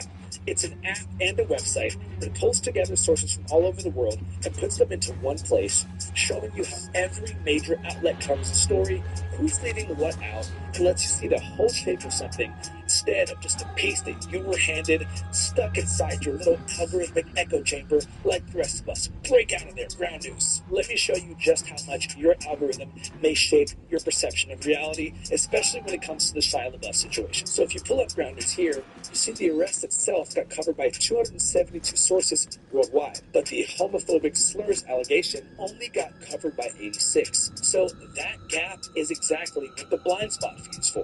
You can also filter by factuality, ownership, and location to get the full scope of things before you make an informed decision. Ground News. Nah, but on the real, I actually use Ground News every single day. I believe in what they're doing. They're the perfect partner for Channel 5. And for you guys, subscribing to Ground News as a paid subscriber genuinely benefits our channel, because if you subscribe to them, they support us. We keep correspondents in the field, like right now we have a correspondent in Jalisco, on the ground in Mexico, in the place that El Mencho got captured, talking to people about what happened. That's only possible because of people like Ground News. And I said people because I believe corporations are people. Citizens United is the best thing that ever happened in this country, and Ground News is my best friend. What's up, Ground News? Algorithmic echo chamber destroyed. And if you guys want to be like me and get on the same Ground News plan that I use, QR code right here, click the link below or go to groundnews.com/channel5 and get a whopping 40% off the unlimited access Vantage plan. That's the best plan on the whole platform. Again, just use my link, my QR code, and boom, you're in there, Ground News. You mentioned heartbreak is a major thing. In my life in general, not now, but yeah, I mean, that's what brought me out here for sure. That's what motivated the move, yeah. I'm not there now, but I was there when I came out, you know what I mean? When I was first buying this crib and all that, yeah. That was about 3 months ago. Yeah, I mean, one of the hard parts about being a public figure of your stature is like all of your personal life is in the media, good, bad, and ugly. I thought you did a pretty good job on the John Bernthal podcast. Oh, yeah. By addressing that kind of pipeline that you had from controversy to, I guess, sobriety and getting serious about your life, figuring out what behavior patterns put you in the position to be in positions like the ones that got written about significantly. Yeah. Looking back at that whole chapter, you know, as far as the major controversy and everything like that, 2 or 3 years ago, how do you look back and maybe twigs and all that? Yeah. Oh, she's a good girl, bro. She's a good girl. But looking back in the river, do you feel like working the program after that helps you kind of rectify it? No, because the program... That's real. Sometimes when you get arrested, the clerk just said, hey, you gotta go do this or that to, like, mitigate charges. You know? So they force you to do, like, rehab and, like, go to, you know, anger management. So that's not what the issue with me and her was. The issue with me and her had to do with jealousy and bullshit, manipulation. Some stuff she talked about, some stuff that, you know, but that's my fault too, right there. That's on me too. It's not on her, it's on me. That's a good girl. She's a fucking incredible artist, but pay attention to her work. She's amazing. When you say it's on you, like, whatever she said, run with most of it. We have to work some of that stuff out behind closed doors. Yeah, I mean, it really comes down to, you know what I mean? Yeah.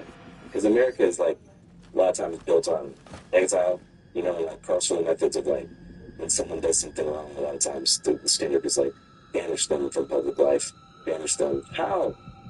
That's just how that's kind of. I wish you could. Leave me the fuck alone. Put me in the banished spot. Let me just party. Let me go there.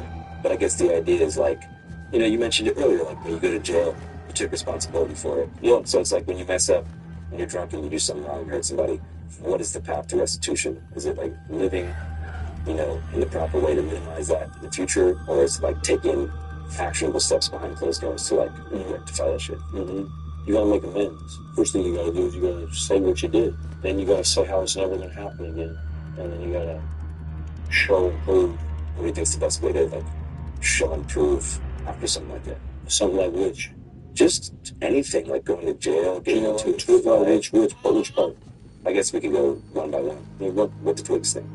Twigs think, so the only way you can know running out again is, you know, be straight up with people right away. When the relationship isn't working out, walk away. And then as far as the situation with like bar fights and shit, how would you minimize that in the future? With bar fights and shit, how do you minimize that in the future? Well, you got me.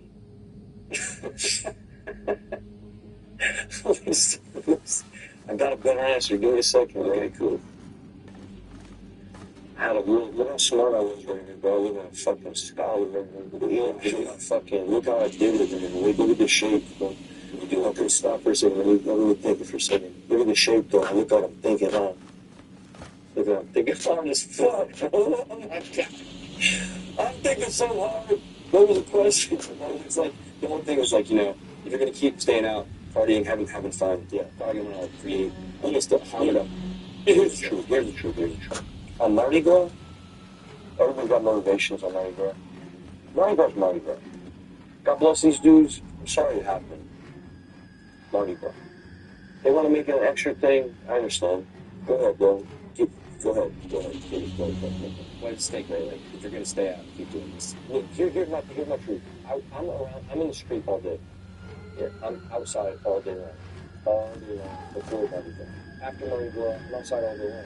This city is love, bro. I get no fucking weirdo. There's not an ounce, not a smidgen of any weirdo out here with me walking around. It's love, non-stop love. It's non-stop love from both sides. You feel like it's different in LA. No, LA's love too. Bro, I'm like Will Smith. I'm like an uncle, bro. So I just move around. It's love everywhere. I get love pretty much everywhere. The minute I get into trouble is with a person who is after something, after what kind of thing, insane reaction. I am an opportunity sometimes. That's not to minimize my behavior, but I get it. I'm bright as fuck when I walk around, and I get, listen, if you're like a Twigs fan or something, like, I don't know, bro. I have no fucking idea, bro. It's not my business. It's not my business. Here's what I know. I can only deal with my side. My side is this. My behavior, bullshit. I gotta deal with that. Does that mean I gotta go to rehab again? I'm just not into it, bro. I don't think my answers are there. I don't. I genuinely don't. If I genuinely did, I'd go. I don't think I have a drinking problem.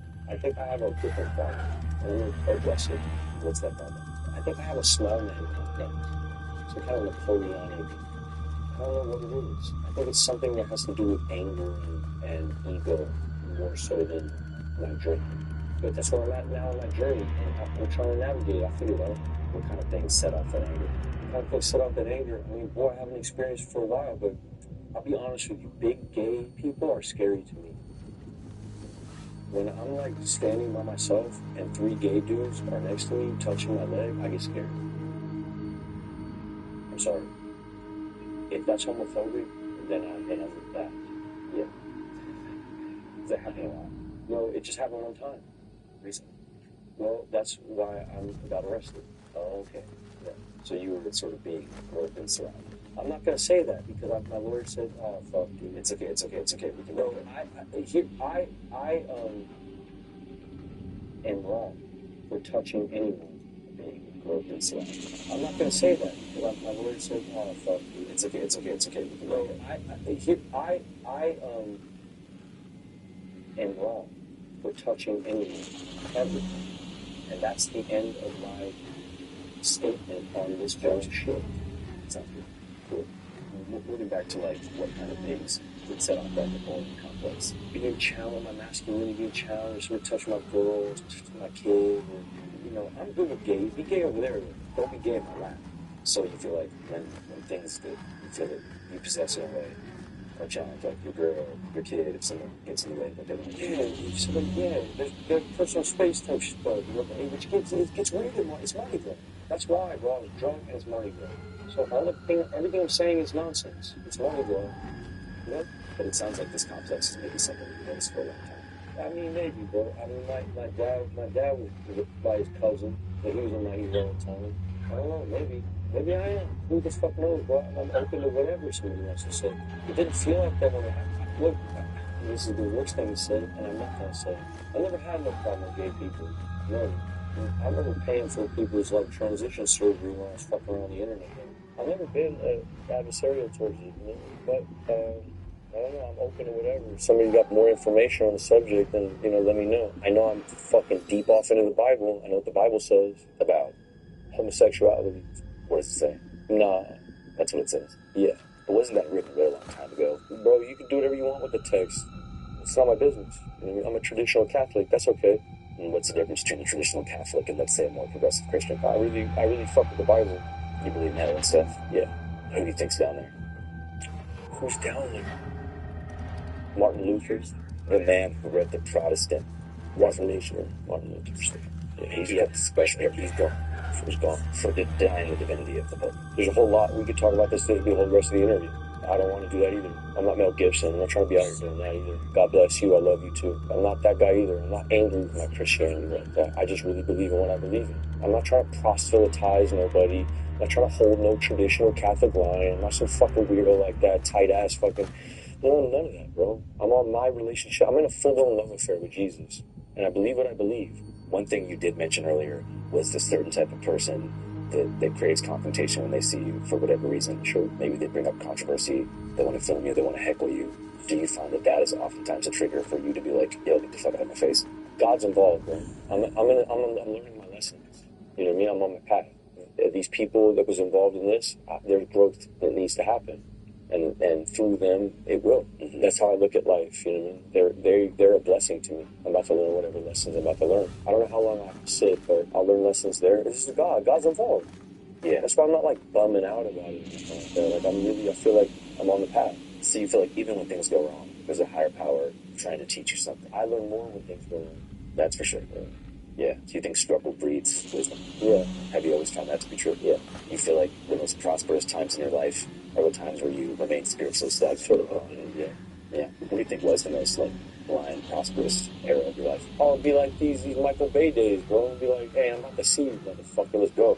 Michael Bay. Oh, man. Yeah, be them days. Be them around them days. But we love each other deeply. I mean, I met him in a wild time in my life. I love him very much, you know. We got unfinished business. Yeah. You mentioned the rehab thing earlier. Mm-hmm. Obviously, I followed the news and shit. You saw your ex-wife. Yeah. Said that you should be in rehab. You gotta say what you gotta say, bro. Say faith. Let her live. That's a good girl. That's one of the best girls that ever lived. She's incredible, I mean. Incredible. That's an incredible woman. Is that a relationship that you think you want to Oh, marry? she's incredible. Mia Goth, incredible, all time, 10 out of 10. So your long-term plan would be to repair. Repair nothing, we're good, as is, which means, Well, bro, I just read that you guys divorced. and that's true. Yeah, but we're in a good spot. I mean, this isn't new. See, that's the thing, it's new for you guys. We've been there for a while, and we're trying to figure out co-parenting, and we're good. She's a good girl. Even through all this, like, she gives me grace. I still talk to my kid twice a day. She's a good woman, bro. Yeah. Any other woman would be like, yo, fuck you, get out of here. I want to talk. She don't do that to me. I'm on my phone with my kid twice a day, you know, even when things are hinky. She's a good woman. That's a great woman. Yeah, I grew up with co-parenting my whole life, so it was great because they had a functional relationship. Like you said, when you argue around the kids, terrible. Terrible. So we're trying to build something else, you know, and we're there. My kid is happy. Oh, my kid is fucking. How were they? She's 3. So just now getting to that age where she sort of has figured out what's going on. She knows daddy's a Rolling Stone. She knew that for a while. And she knows mommy's a Rolling Stone too. In her way. She got cool parents. Yeah. She's gonna be a cool kid. That's for sure. Yeah. Do you envision a world one day where there's going to be like split custody type of deal? No, we don't talk about that. We're good about that type of stuff. It's just like they're getting ready. She's going to film in France. I got to film in April, so I got some time. I'm gonna run out there and go be dad for a minute while mommy's got to film. And that's we're in a circus. We're the circus family. Yeah, I forget you guys probably got to travel for work a lot. Yeah, I did week on, week off my whole life. Yeah, okay. Well, you fucking wound up pretty solid, bro. Look at you. Bro. 6 cameras. Fucking 6 cameras. 6 cameras. Yes, bro. Type of deal. No, we don't talk about that. We're good about that type of stuff. It's just like they're getting ready. She's going to film in France. I got to film in April, so I got some time where I'm gonna run out there and go be dad for a minute while mommy's got to film. And we're in a circus. We're the circus family. Yeah, I forget you guys probably got to travel for work a lot. Yeah, I did week on, week off my whole life. Yeah, okay. Well, you fucking wound up pretty solid, bro. Look at you. Bro. 6 cameras. Fucking 6 cameras. 6 cameras. Yes, bro. Huh? 6 cameras. Absolutely, bro. It's like variety. You fucking did it. Yeah. Yeah, so I'm not tripping on that, too. I got guidance there, you know what I mean? I'm really a church kid, bro. People don't know that, but I got so much support. That's why I don't feel alone about that. So I'm about to, they got St. Francis' bones on display for the first time ever in the history of life. No way, here. Yeah. No. Fuck. Fuck no. In Rome. Oh, shit. Yeah, dude. Yeah, I forgot you were from here. Yeah, fucking, he's playing the Assisi. So my dad's about to get baptized on Sunday. If the court lets me go, I'm going to Assisi. Oh, so is the court, like, keeping you here? Yeah, that's the... Oh, I'm on bond. Yeah, I'm on bond. Wait, see, I don't know what it is. They told me I'm on bond. Yeah, it's right. Okay, then you said it. And then I got to take my shotgun in there in the morning. Can't have a gun. Can't be on drugs. Can't be in no fuck around. And can't leave the country. How much was it? I have no idea. Bro. Somebody bail you out? I have no idea, bro. I know Thundercat tried to get it going. Steven and me are very close. I know him from school. He tried to send his people out. I love you very much. That's a good man. Cuddy did the same thing. So I had the assistants. I didn't know the names of these people, but they showed up at the court of the jail trying to get me out. And then the bailiff or the jailer was like, hey, do you know Stacy or Shirley? And I didn't know none of these people. So she said, should I just tell them to go? She did. And then I just left on my own. I don't know who paid for what. I know somebody told me there's like I'm not reading none of it, but bro, there's a lot of clout chasing going on in this motherfucker, you know what I mean? Like people trying to take credit for bro, let them live, bro. God bless them. Good people. So you got out of jail, like not even knowing who paid the bond? No, I don't know what it is. No. And what'd you do when you were first I went right back to the fucking French prison. It was about to be the fucking Zulu parade. Come on, dude. It's the parade. Did I see you have papers in hand? Yeah, I guess they did it. What do you mean? You can't have half a Mardi Gras. What is it about Mardi Gras in New Orleans? It's existential. It's almost spiritual. If you're in the position I'm in as a Cajun man who's been exiled from his family, who has blood in the soil, who's fully connected to this place, and have never really explored it, who's been on a fucking leash for a long time, who is a wild man at heart, you wind up at Mardi Gras, it becomes a spiritual experience. Bro, it's sacred. It's sacred. If you go in, yeah, I'm not going to go deep off into that, but there's, like you said, I knew some Lakotas deeply. I had spent some time in North Dakota for a long time. There was a girl I knew who was the daughter of Chief Red Cloud, who really ran shit. And he brought us in. We were doing a movie called American Honey. All right, with some magazines and stuff like that. We're at this reservation, we're fucking around this reservation, and they basically took us in. And when we were there with them, you know, they kind of like were explaining drunkenness to us and like spirit, you know, like for instance, like when they do the and they're gonna check me on this, of course, because I'm speaking out of turn, but like I never got to go to Sundance. No white man can. But like when they go to Sundance, it's complete sobriety. I think it's like 60 days before, 60 days in. I'm getting the timings wrong. Forgive me. Complete sobriety. But they also have another season where something like the quinceañera, and I don't know if it's at 15 or 16, but there's a period of life where they encourage drunkenness. Jews also do the same thing. The Amish also. Amish do the same thing. Germans do the same thing. I get that I'm the wrong guy to proselytize this shit. But yeah, we're not alone in this. Mardi Gras is not the only one, you know, it's just the American. But America doesn't have, it's a very puritanical culture. Sure, the Pilgrims didn't have a day where they all got hammered or moonshine or whatever. They didn't even have alcohol. It would have been like prune juice. It was fermented. Right. But yeah, no, it's true. New Orleans is like an alternative to American reality in many ways. Yeah. It feels like our connection to Europe also, and it's been dominated by 3 different kingdoms, so it makes for a resilient type of depth that LA just does not have. So I come from an LA in the 90s that was more of a barrio, and it had a depth to it with a different socioeconomic mix. And that socioeconomic mix is not like just money. It's like, it's culture, and it's spirit, and it's feeling, and it's all those things. It shapes the person. And the socioeconomics of LA changed, and the spirit left, and it's gone now. LA is dead. You don't even feel it like when you're. It's gone, bro. I'm Angelino for real. I really am full-blown LA. You couldn't get more LA than me. I am so LA, more than Esteban Oriol. Who is Esteban Oriol? Oriol is just like a famous photographer. It doesn't matter to me at all, bro. You talk about, you're talking about, I know who you're talking about. And respect him. He's very important. You're talking about the dude who does all Mr. Cartoons photography. That's the most LA guy I can think of. He's the most LA guy I can think of also. And he's very important. And forgive me. I thought you were talking about some weird singer. No. Okay. But even those dudes have become caricatures of themselves. The culture doesn't exist anymore. The car culture is gone. Dance culture is gone. The bar culture is gone. It's all gone. It's gone. I know it's gone because I'm firsthand watching it go away. Temple Street in LA used to be a cultural mecca. This is where gang culture first birthed. Temple Street and Glendale. That is the birthplace of gang culture in all of America. Temple Street's the oldest gang in America. This is also socioeconomics. Right. So the first gang in America was Temple Gang. And then you have all this weirdo, whatever, New York shit they had popping off. The fucking, when you're a jet, you're a, whatever the fuck they were on, you know what I mean? God bless y'all. But it's different. It's very different. Real gang culture is Los Angeles. And it's undeniable. It's where it was birthed. You go up and down Temple Street, it doesn't matter. There's no plaques. You walk around New Orleans, there's plaques everywhere. Why aren't there plaques on Temple Street? That's a huge Chicano culture that's just getting completely just... And they got all this ice shit. It's just getting fucking swallowed. Everything's getting like melted away and watching it happen. And so the LA that I loved was the Chicano culture in LA. That was the only spirit of LA. It's a good point that you made as far as like even the expressions of like OG, what we call car culture. Like when you see meetups, I know what you mean about the caricaturization. It feels like watching Japanese people play Mexicans. Like I remember seeing some stuff in Japan where they're like adopting Chicano culture. And I feel for them. I kind of, in a way, am also. I'm a Jew. In a way, I'm just like a Japanese Chicano guy. You know? I'm still like a fucking Grey Goose sneaker guy. But I do it because I want so desperately to fit in, bro. I just want to fit in. Which, again, goes back to this drinking shit. Goes back to AA.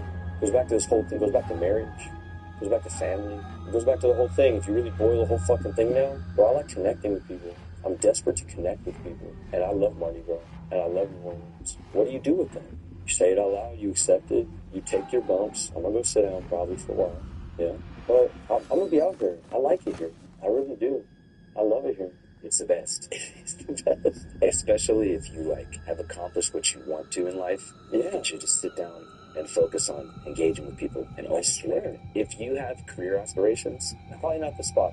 If you're like, if you're thirsty, this isn't the spot for you. Or if you're someone like me who's 21, this isn't the spot. Graduate. Yeah, you can't. You got to get out of here. I didn't write it down. You got to get out of here. It's like streetcars. It's destinations. It's street. You got to get out of here.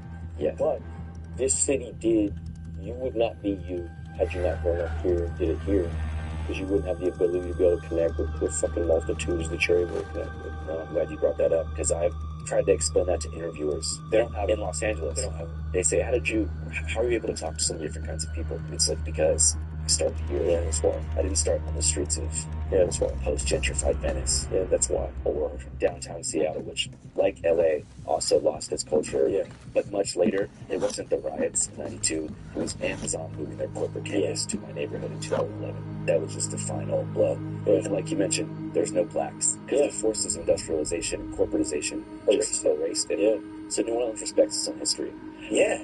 I suspect that maybe in 100 years, historians might go back and put a plaque on Temple and put a plaque. Maybe. Yeah, when it benefits them, yeah, sure. Or even like, think about, this is a different city, but like O-Block in Chicago. Yeah. Why is there not a plaque there that says, this is where drill music started? That was the biggest cultural export of American music. That's really interesting. Took over the UK, took over rap around the world in New York. Yeah. But no, they want to tear down that place and build a multi-use family development within 2 years. There's no respect for any counterculture anymore, especially not to get all race pilled if it's like minority generated. Yeah, it's true. White counterculture still gets preserved. Like in San Francisco, North Beach, you can still see Allen Ginsberg's apartment covered in formaldehyde. Well, you could dig deeper into this and get lost. It's not just white. So let's take it. It's not just because there's a whole bunch of shit popping. And it just race. It's not just, there's a whole bunch of shit popping off with that. That's layered. That's very layered. That's layered, and it's also American. He's an American. He is a titan in American literature. However you want to write him up, Ginsberg goes up there big time. Yeah. So no matter what you feel about him, so it's layered. It's layered. Yeah, I'm not hating on the people. I'm just saying the money people put into preserving cultural stuff. Yeah. Is dedicated to a specific. Who pays for the plaques in New Orleans like this? Who pays for the plaque? Probably the city, but also, not to disagree with you heavy, but also, where is the plaque for Lil Wayne's childhood home on Apple and Eagle? Yeah, it's not here. Where's the plaque? It's still not here. For Seymour and where Basket. And didn't the mayor say it's a music? The mayor just said it's a music town. I gotta shut the fuck, because I'm already in trouble. So let's talk about something else. What do you think about fondue? I fuck with it, but it's nasty kind of on it. I don't fuck with it, not at all. Like tacos, deep. With the TJ. That's it. One time, yeah. One time. Just for I was young. Just for the food. No, I was in a Big Brothers program. What's that? It's like when your dad's in jail and they give you like some nice guy to come take you to a Dodger game, take you out there to hang out, he used to take me dirt bike riding. It was super sick. His name was Tom. He was cool, bro. He took me to TJ one time. What'd you and Tom do at TJ? You got water park? I got fucking drunk. Oh, I shouldn't have said that, but he's gone. He's gone. God bless Tom. I was 16 and I begged him. He did it. And if they would have known that, they would have kicked Tom out the Big Brothers program. Let me tell you something about Tom. Tom was one of the illest motherfuckers that ever lived. His kids might see it. Hopefully, no other dad will see it. Hey, if his kids see it, hey, Tom was one of the illest motherfuckers that ever lived. That was a good man. That fool helped me a lot, bro. I used to have a whole bunch of shit with my mom where I'd be screaming at my mom and Tom, my dad was in jail. I was acting up. Tom would be like, hey, bro, can't be doing that. Hard to do that to a kid that's not yours. You gotta have a big heart and love for the world. Yeah, and be connected to the kid. He was a good motherfucker, Tom. Yeah, he was a stuntman. He introduced me to Hollywood. That's how I came in. My first job was Leprechaun 4. Yeah, he was a stuntman, a stunt coordinator. And my first job, I was a little tiny Leprechaun motorcycle rider. Going back to big homies. Whenever you got out of jail here, went back to Bourbon. I'm sure by then you probably got your phone back and saw that, like, you had gone viral, #1. No, I didn't shut the whole shit down. But what about text messages? I didn't touch it till a couple days later. Did you see, like, a bunch of concerned messages? Of course. You responded. Well, that's partly why I say, hey, bro, Andrew, can I talk to you? When you have to explain yourself over and over, it's exhausting. And it's empty. And so I just like to get it out of the way, like, just bang, bang, bang. See, so, like, this is a way of kind of like responding to 2010. Yeah. And not just the text, but there's a lot of people that love me that I don't know that are concerned that I want to, make sure they're cool too. Well, I guess if you could talk to them directly, what do you want to tell them? I don't know what to tell you. I'm on it. I'm on a path, and I'm okay. I mean, I'm okay. I think that's important to know, because That's important to know. you are doing okay. I'm okay. I'm curious, and God's got me. In Catholicism, it's more forgiving than Protestantism. Bro, I've already earned the love From God. Yeah, I'm straight. You know what I mean? He already did the thing. See all the Epstein stuff when you honestly know. Hey, people gotta get right. You know what I mean? You gotta find right. You gotta get right. You gotta get right. You gotta get right. But were you peeping game when you were like out and about, like on the same day all these documents are dropping?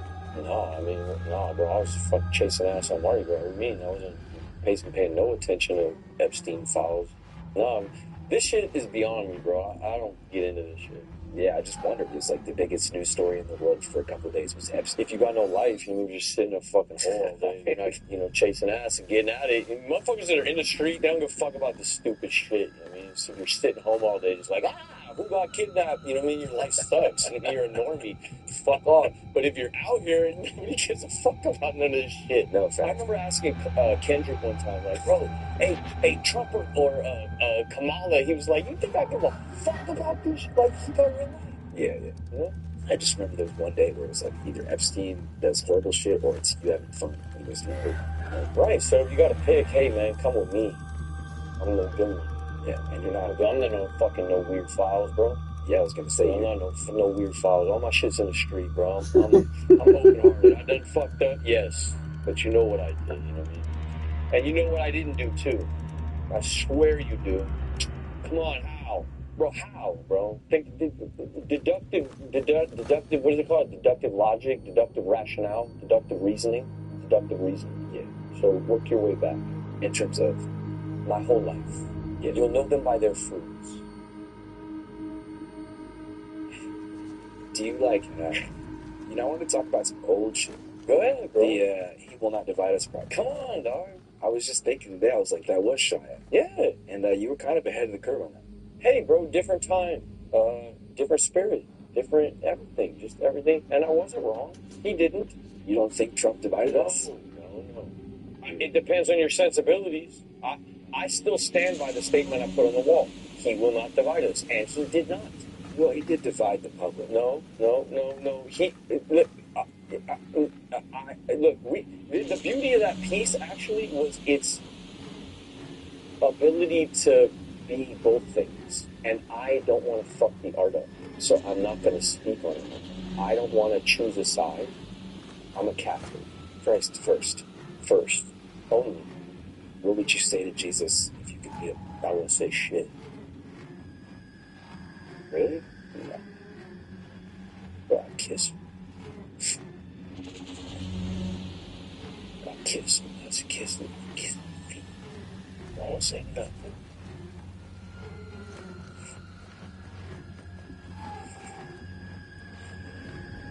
Chill out with these questions, Andrew. I'm a real Catholic, bro. A real one. I just thought you had thought about it. I want to believe something. Well, hey, bro, you gotta hit your head into the wall hard enough where you just go, fuck you. That's the only way, dog. That's how you find God? Yep, for me. For the hard-headed ones, yeah, you gotta go hard. What do you think was the real-life equivalent of you smashing your head? I put a gun in my mouth, I was ready to kill myself, blow my brains out, write letters. Yeah, dark days. For real gone, ready to go. Why did you do it? Why didn't I do it? Because I'm pussy, and also my mom. So, God bless her.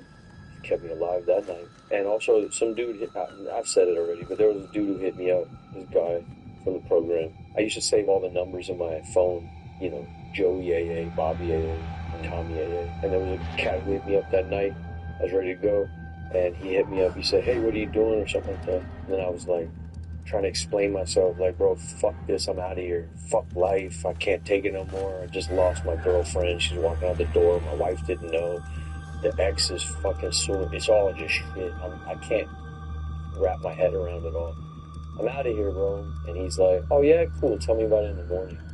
And I thought, you motherfucking insensitive piece of shit. And he bought me the night. I was so angry I didn't talk to him in the morning. Sometimes that'll save you. Sometimes just being fucking like. Sometimes madness, rage will save you from really scary stuff. I don't know. I'm not in charge. You know, God's running the shit. I just try my best, and I'm not refined, and I'm one of them dirty Christians. But it might benefit you to work out some kind of strategy for minimizing the harm you cause to yourself and others. Well, definitely to others, for sure. You know, just figuring out what makes you upset, like what situations trigger. Well, that's kind of, I gotta look into that for sure. But to be honest with you, bro, I think it's just Mardi Gras. Mardi Gras over, bro. I know, but nobody's getting in fights after Mardi Gras. You can always get into a fight. I swear. I haven't been. I don't experience that out here. I don't feel no pressure. Nobody G-checking you. Nobody being weird. I just feel love. I've been out every night since, and I just feel love. Maybe it's just the time, the season. Maybe it's me. Maybe I'm stupid. I don't care. But I have not experienced any pressure in the city whatsoever.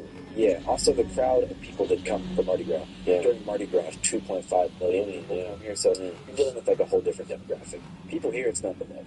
Yeah, I swear. I'm in Uptown, so, you know, my 10-mile radius, I do my little runs every day. Everybody on it's me here, I go here to Audubon, basically. I'm never in the French Quarter. And most locals don't go down there. Yeah, I lost a bunch of weight in college, like 40 pounds or some shit my freshman year, just running on the streetcar path. Yeah. From Carrollton to Napoleon. Yeah, St. Charles? Yeah, St. Charles. But, you know, you run on the path, you race the streetcar, like Forrest Gump. Amazing. And tourists would think it's something that just happens regularly. Playing as fast as I can. How fast does that streetcar go? Not that fast. You can beat it. Fuck, it goes, though. And I seen them pull it down. I got an RTA. Yeah, they go. They motherfucking move. Yeah, but if you were hauling ass, I think you could beat it from Loyola to Napoleon. I just know dead sprint. Dead sprint. Yeah. That's not your first. No, golly. Uptown's got so many places to run. Yeah, and like I'm learning about, that's the cool thing too, is like I get to explore and like fall into cool things. I found a little running group. But it's dope, dude. It's community. You're still keeping the exercise shit. Oh, I gotta get to work. You know what I mean? I got a rodeo. I gotta get on a fucking bull. What? Yeah, I'm getting to go to work, dude. You going Angola? Angola, yeah. You going? Oh, yeah. You participate? Oh, yeah. Ain't no reason to make the movie. You don't fucking make a movie. You gotta go. You're making a movie about it. Yeah, the rodeo. I shot my first documentary ever in my life at the Angola Rodeo when I was a sophomore in college. And they wouldn't let any press in. But for some reason, Loyola, yes. They'll let you work about them. Yeah, they'll let me in the bullpen with the inmates. Whoa. So I got to interview them like right before. I don't have the footage anymore, but that was the shit. And what were they talking about right before? And what were they doing right before? With their hands, talking about how excited they were. My initial thought was like, that's so fucked up, making these dudes ride bulls for 3 people for money. But then you realize that they're in an objectively horrible situation. Yeah. And for some of these guys who are in the trustees program, this is the light of their life. Yeah. Every single day is an anticipation. And so I ended up actually coming away with a more positive, outlook. I think it's beautiful. I mean, Angola's rough. The way they run that prison is dark. Like, Angola's rough. Really rough, dude. It's a labor prison. Used to be facilitation. It's still rough. And I'm not going to speak too much on it because I still got to make friends there. But even most of the people there know it's rough, but they accept the law of the land. Yeah, it's a weird culture there. It's a weird culture. Plus, they've had some strong men run it for so long. And that guy who's there now is, God bless you, bro. I'm not going to speak too much on him. Yeah. But I'm headed there. And it's crazy how much talent is behind the walls. It's really amazing people that we'll never hear from. Well, not never. I mean, that's kind of what I'm trying to do. Not never. But what time out? Hold on now, bro. I'm a God guy. Hold on, bro. I don't know, dog. I don't know. I just don't know. I can't call it. I used to be able to just make these quick assessments like that. I can't. Everybody's on their own journey, bro. God's involved. So you think spiritual freedom can occur behind the wall?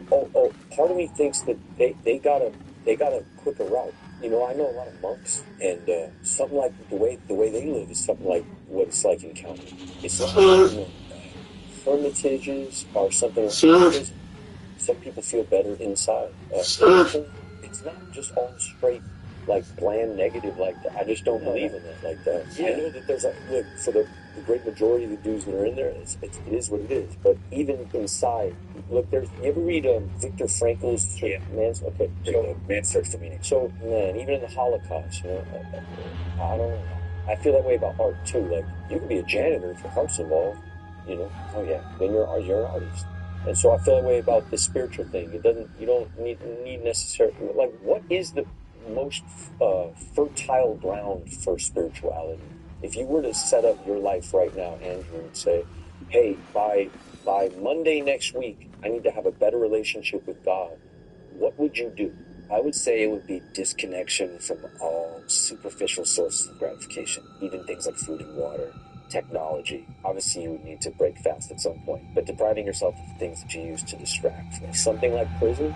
Yeah, quite similar to prison. Exactly. But that would be the voluntary choice to, like, reach that. Yeah, but see, but that voluntary choice, sometimes for the stubborn ones, God don't give a fuck about what you think. He's got to beat me into it, dude. I'm never going to choose him. He's going to beat the fuck out of me until I get there.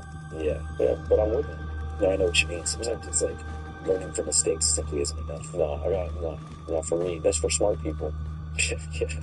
I know what you mean. There are some people that need to be. Yeah, taught hard. Yeah, well, that's what it is. And do you ever think that'll happen to yourself? I'm in it right now. I'm in it right now. You mean right now? Yeah, I guess it would be crazy for me to ask you about your plans for the future because you're just really in this present moment. I don't give a fuck about the future. I care about my kid. That's the number one thing. That's it. I just care about my kid. And right now, I got a good thing going.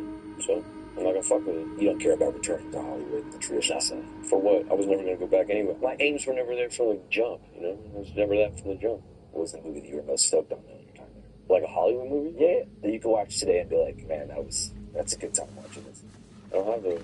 I remember when you got caught jacking off in Disturbia. Yeah, you got to think. That changed my whole security system for my teenage. Yeah, so there you go. Start barricading the door because I want to end up like your character. I get it. See, for me, those films, it's like me expressing somebody else's dream. I don't care about their dream, really. I can empathize, but the more fucked up my life got, the more wonky it got, and the more insurance became tricky, the better the choices got, and the better the work got, and the more expressive it became, and the more the craft became diaristic. And now I'm fucking around with something that feels so crazy that I would never, ever, you can't even compare the two. I'm around people, there's a comparison, I like what I got. Right. Yeah. So you wouldn't want to compare your life to No, I would trade. No, I'm really him. So I don't feel weird about it. I feel like God's got me, and I'm right where I'm supposed to be, and I'm in a weird category. I don't know what it is. I don't know who it is.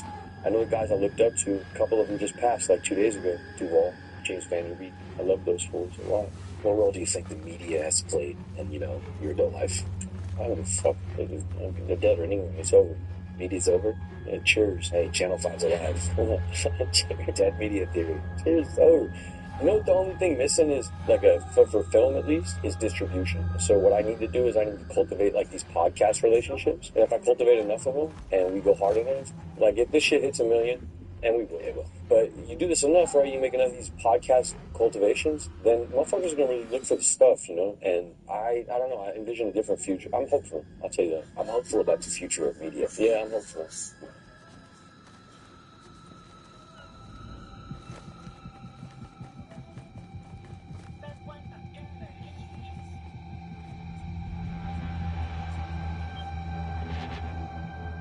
Con este calor, vente al Ave. Salud. Con este calor.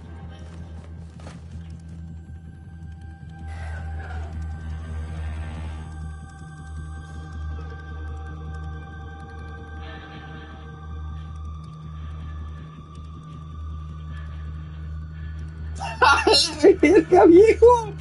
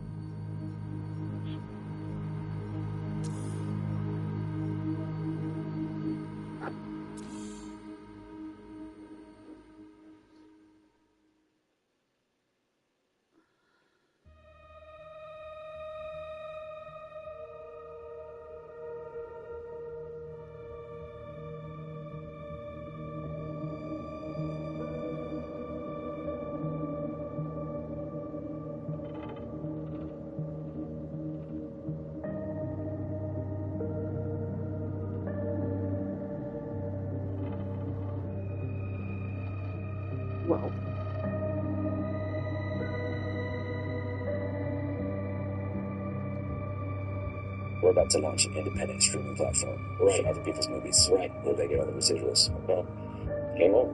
Bye. Game over. That's all I need, Andrew. That's the end of it. I don't know what to do is I need to cultivate like these podcast relationships. And if I cultivate enough of them and we go hard enough, like if this shit hits 1 million, and we will. But if you do this enough, right, you make enough of these podcast cultivations, then motherfuckers are going to really look for the stuff, you know? And I don't know, I envision a different future. I'm hopeful, I'll tell you that. I'm hopeful about the future of media. Yeah, I'm hopeful. We're about to launch an independent streaming platform. Right. For other people's movies. Right. Where they get all the residuals. Well, game over. Bye. Game over. That's all I need, Andrew. That's the end of it. I don't give a fuck what they say. Fuck it. We win. I don't give a fuck what this. Bro, are you fucking kidding me, bro? Oh, I just broke my wall. Damn, dude. Damn, bro. I just broke my wall. And I just had these walls painted, bro. Fuck. Damn, bro. I broke my wall, bro. Oh, man. I'm so excited. I'm gonna fix it, dude. I'm gonna fix it. Oh, damn, bro. I'm gonna fix it. Damn, Andrew. That's all I need to hear. That's all I need. Game over. It really is game over. Game over. Hey, God bless you. Oh, got that card. Yeah, go do your fuck the authority. Channel 5 News. Channel 55. We don't fuck with clusters. And 5 is the best. Rumble, young man, rumble. You ever pray? How do you pray? You know how to pray? Let's pray right now. Okay, how do you do? We're going to try right now. So the first step, you got to shut the fuck up, right? And you got to listen.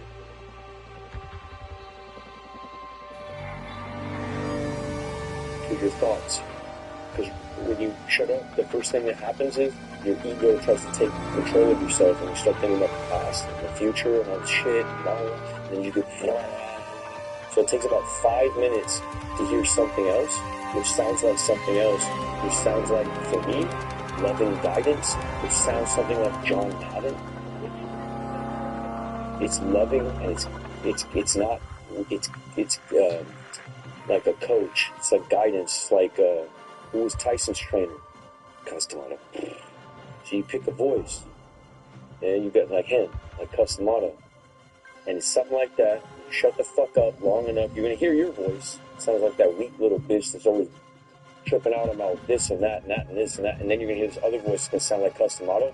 And he's going to say something loving with some guidance attached. So shut the fuck up till you hear that. You got to pipe up when you hear it. Don't fake it either, Andrew. If you don't hear it, let's hear it, man. I seem to hear the voice of my own grandfather, like, right away. What did you say? Just saying my name. Well, not my name, but they used to call me Lad. Which is an Irish way of saying, like, grandson, nephew, whatever. Can I interpret that for you?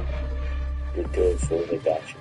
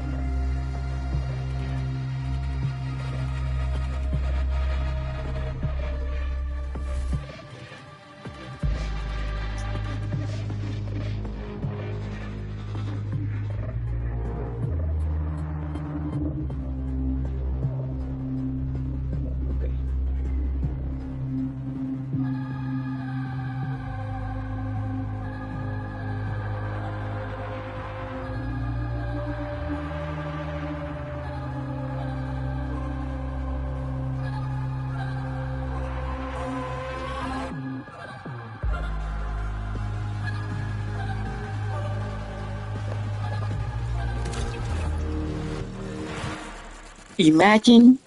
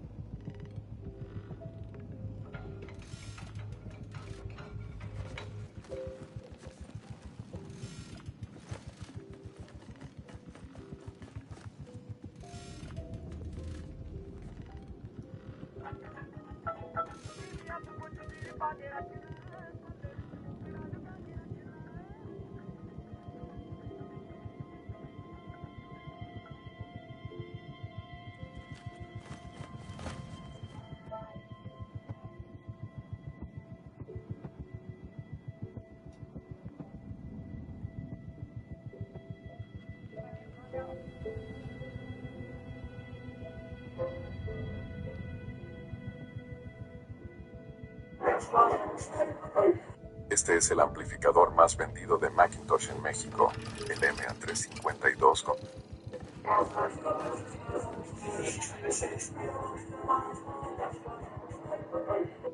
Este es...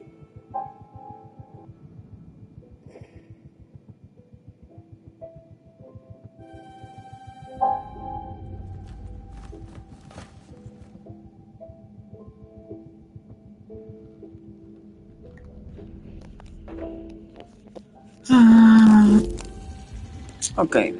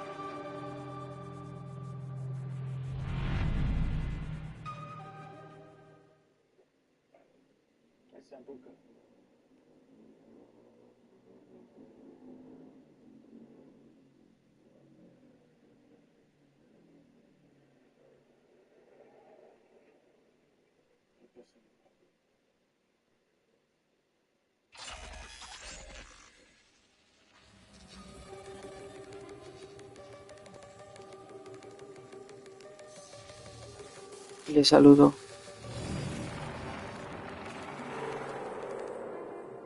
Greetings. So this is my first time with a team. Yeah. Warning. I'm willing and able to follow. Risk assessment advised. Yeah. Let's go.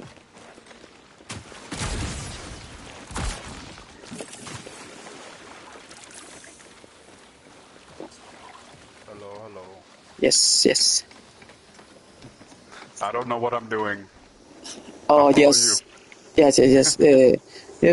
we have to explore and kill adversary and survive. There'll be some checkpoint where we can leave, but we can stay as long as we want. We have 24 minutes to explore and get the loot. Okay. But if we die, we lose everything. So we can leave early, so we can be together and survive as long as we can. Okay. okay. Yes. Sounds good. Yes. Look, he found something. Oh, nice. If we Something. found early, we can get the most valuable. Don't worry if you get white or green. The most valuable is blue, purple, I guess, Okay. blue, yellow. Yeah. Yeah. That makes sense. Yes. So, and there are some challenges like defeat UASC. Yes, that's in Yeah, I have that one. Perimeter. Yeah. And That's the use only low objective plans. I have. Actually, I get to live in time, but I was down. That is a challenge too. Yeah, Okay. you can be in one of those checkpoints, and I live in time. That is some kind of Okay, you lead. I'll follow you. no. Maybe he. Oh yeah. Yeah. Okay, you. Yes. The yellow Yes, one. sir. Yes. You are the leader. You are the leader. Mr. B. C3. Yeah, show us the way, Mr. B. Show us the way. Okay, there is some kind of in the map. May show it. Yes. Okay. Oh, But let me see. no hurry. Oh, yeah. Just survive and get the loot. Be Okay. rewarded. Well, Be rewarded. yeah, I understand. Let's go. Let's look around. Yes. Let's stick together. Oh. Good. Oops. Oh, okay. I see. Yes.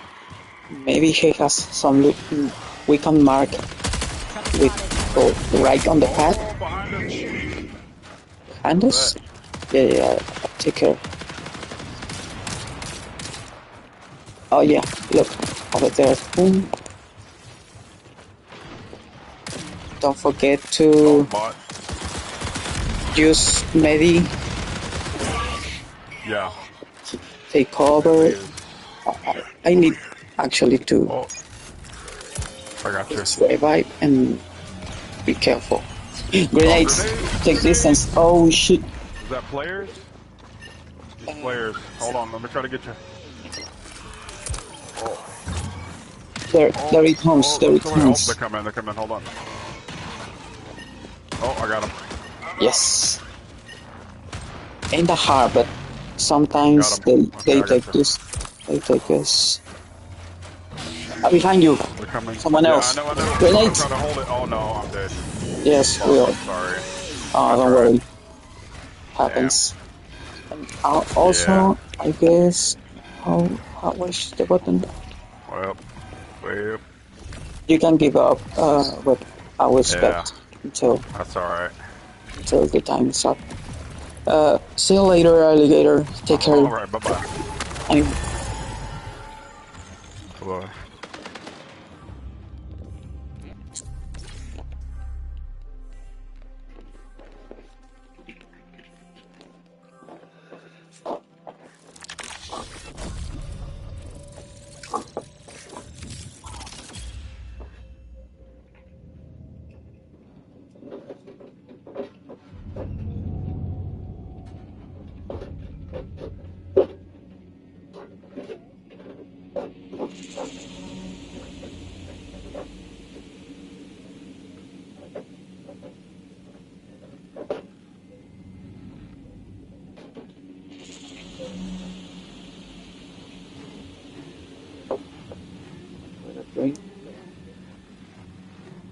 Untraceable person? No.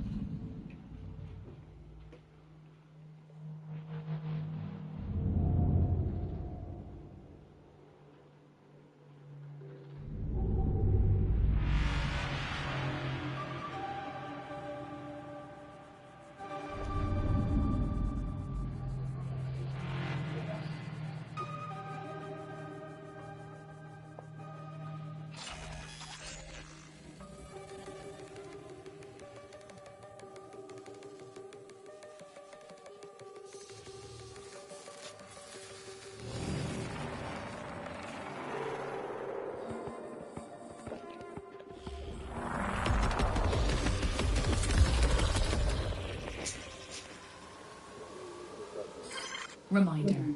Threat vectors detected. Maintain a safe distance to avoid engagement.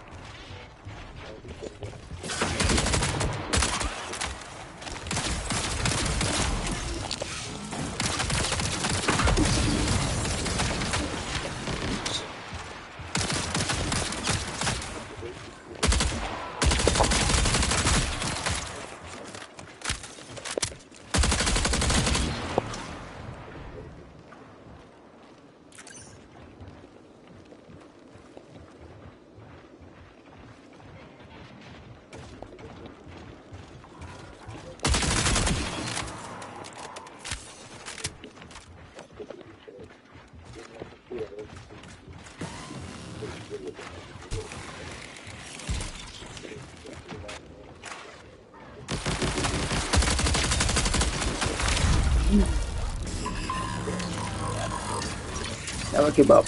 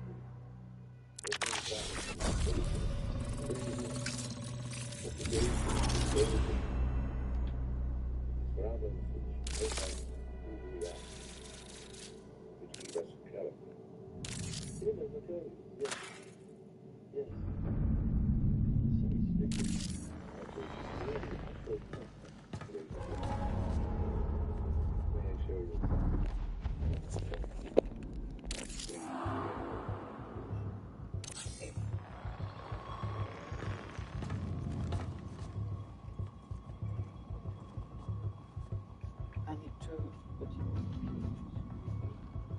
something to drink. Yeah. Nice.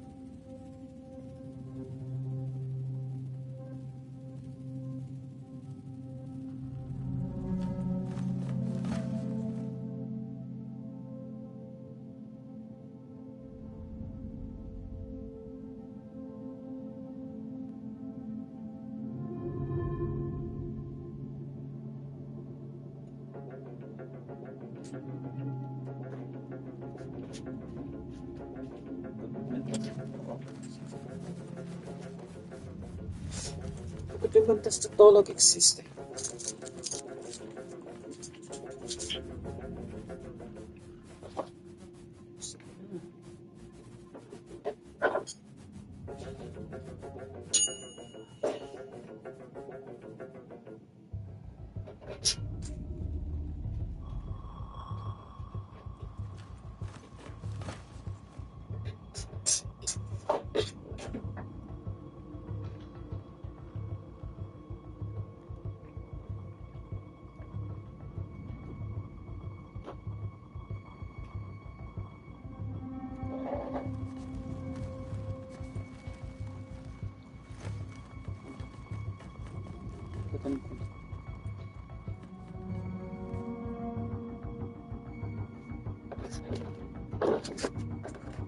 Se supone que te he perdido.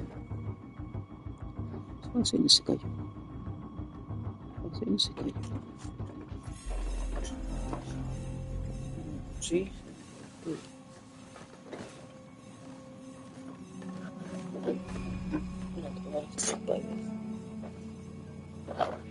Está.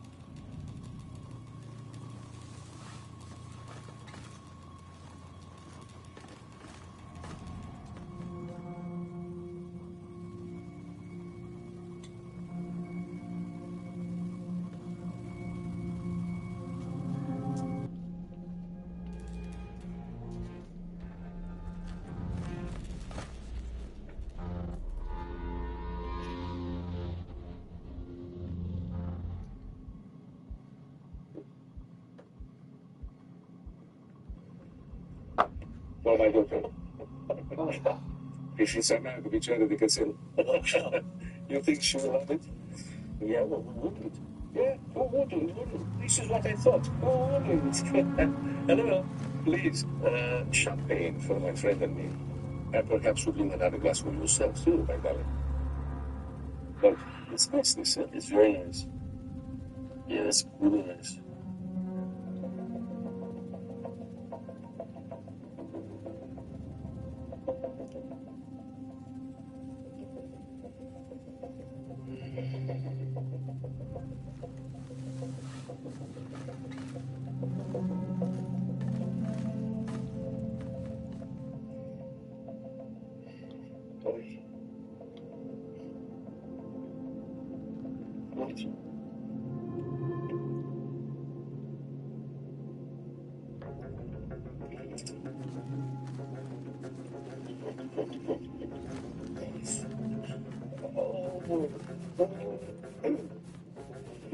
Is there a doctor here?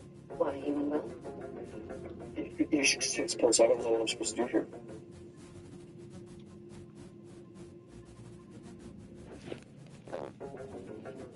What do we do? What do we look at the men on people? I'm definitely so you can move seats there.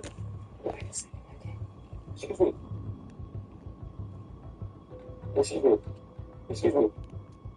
No, I can't. Sorry, but you know, it's you want to go for rest. You can't even move seat, I'm afraid, because it's totally involved. It's still bothering. But why don't you just enjoy your coffee and keep that? Listen, I can't sit here. Put me in a jump seat. Give me a back, please. Incoming, alright? You really want to. And I need Suggest you hold this. my hands. Listen, I need a wet nap. Can you give me... Oh. Yes.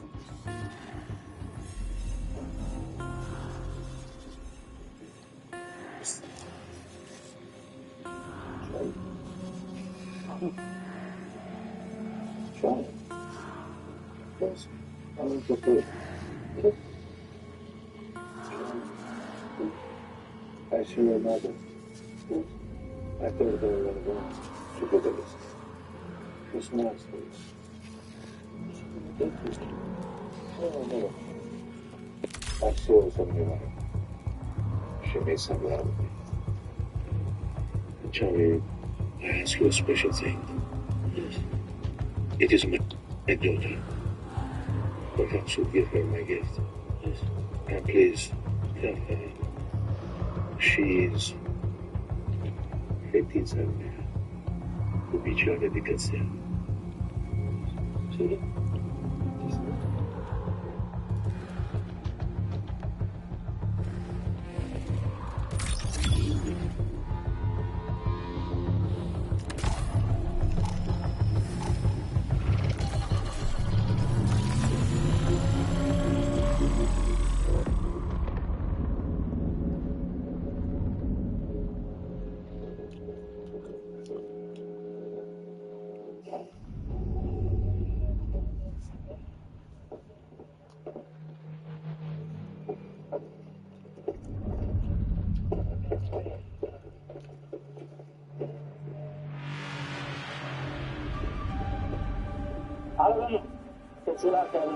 I don't speak. What do you say?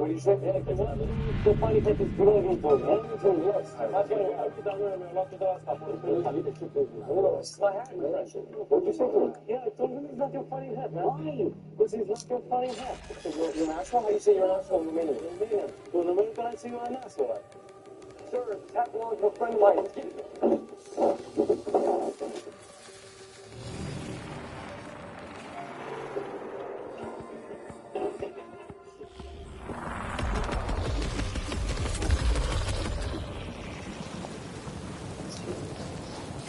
Begin your run and end the runs of others.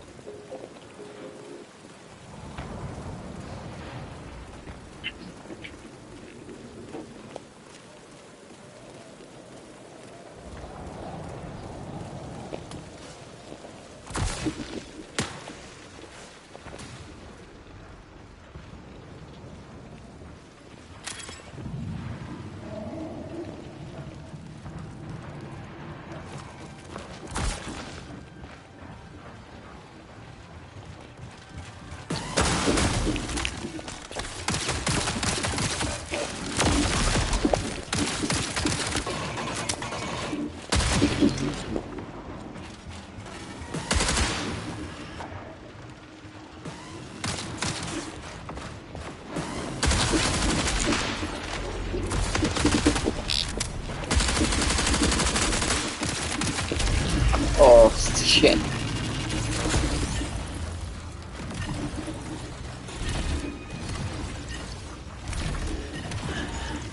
Estar bien familiarizado con las granadas y los superpoderes.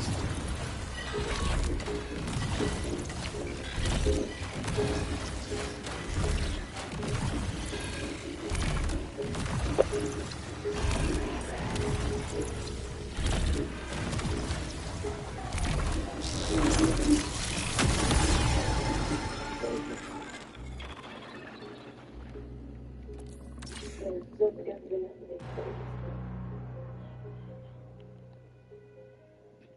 tell me what happened with you?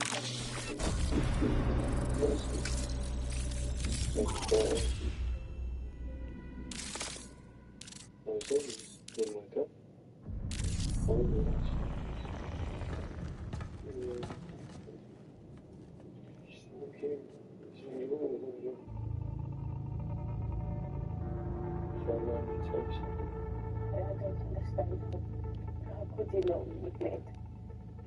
He said something about you to me. You were hearing. Pues, He said that you were talking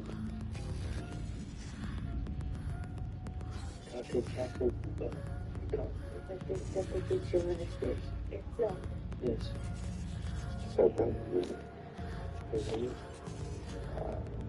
She has teachers in China, Chicago. How to fit her.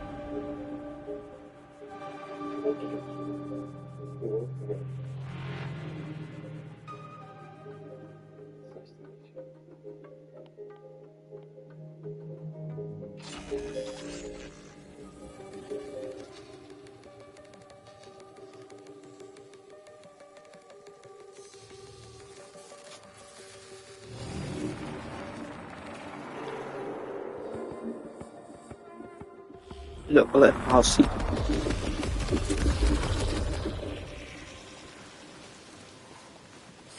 Backup systems primed for your exfil and or demise.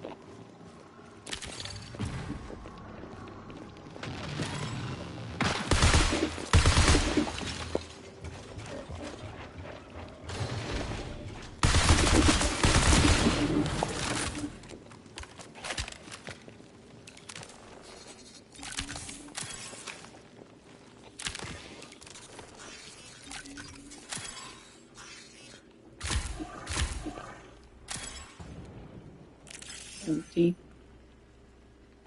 Bro.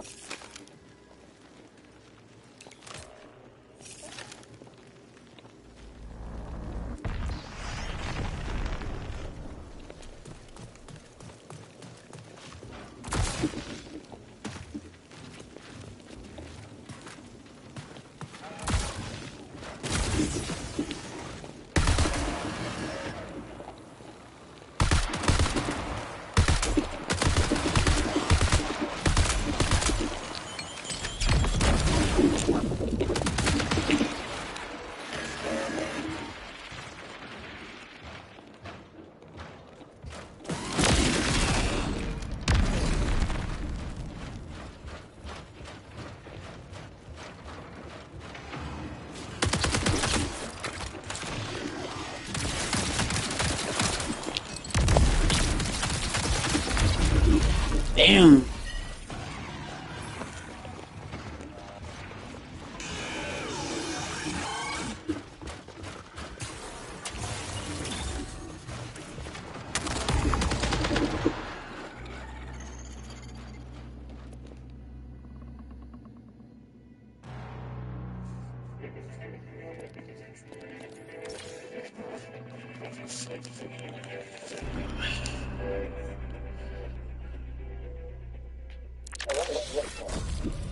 What's that?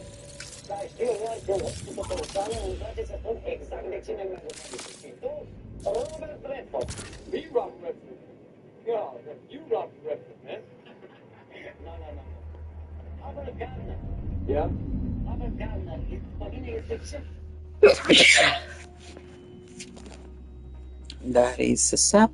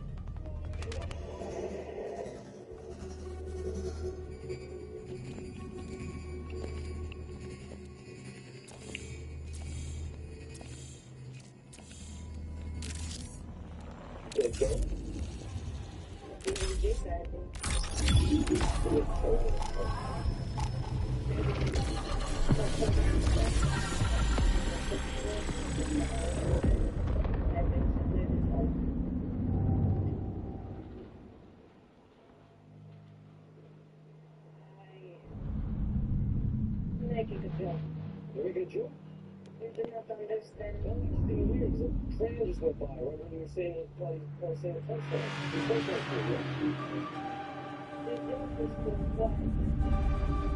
You were making this up.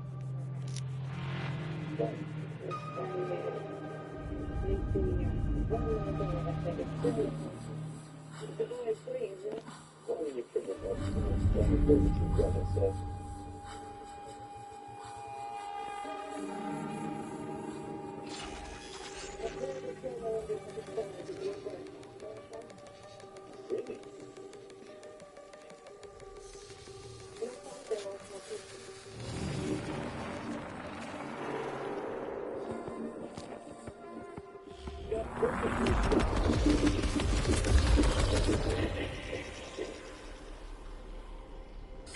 The colony ruins teach lessons. Premature expansion is a symptom of hubris.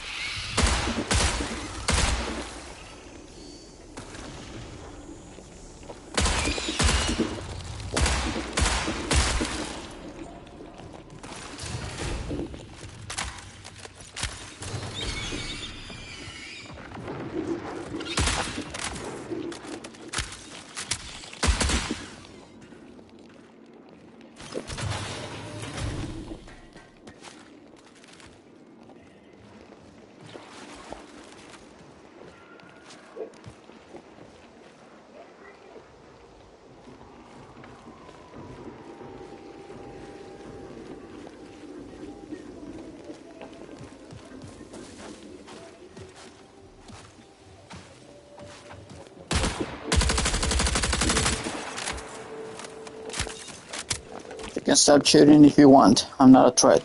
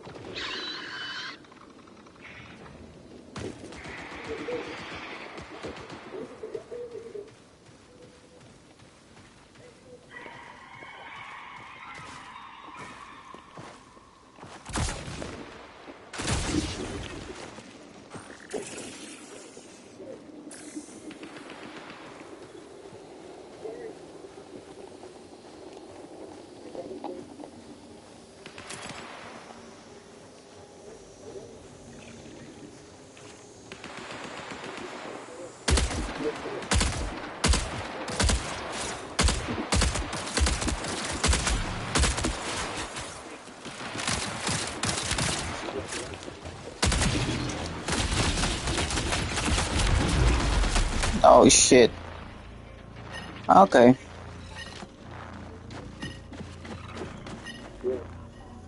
Hi. Bye-bye. Or maybe, should I get a chance?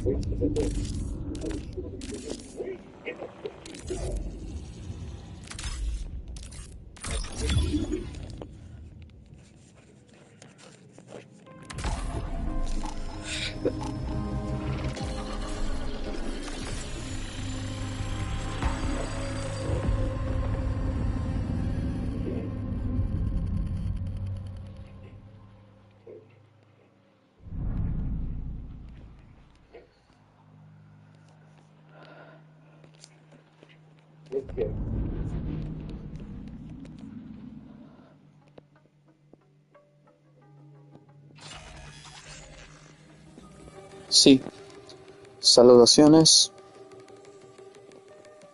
Greetings.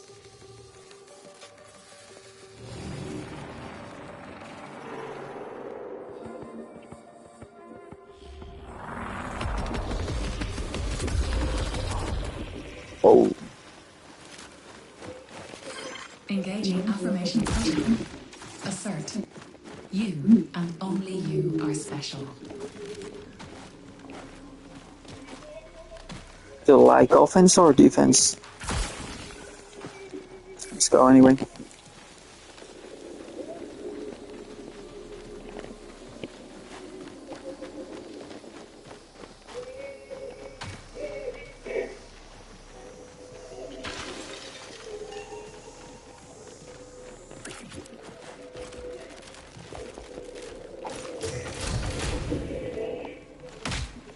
Are you scared? Bro, do you even parkour?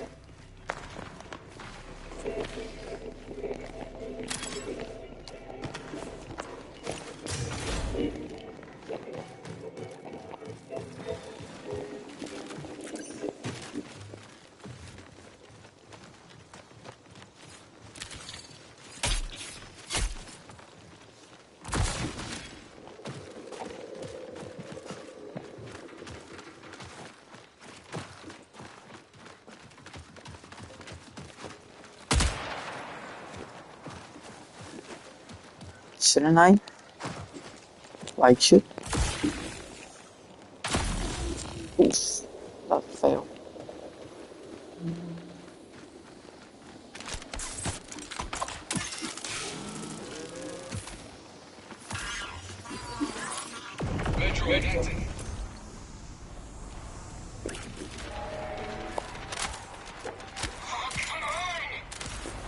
Hold up, reloading.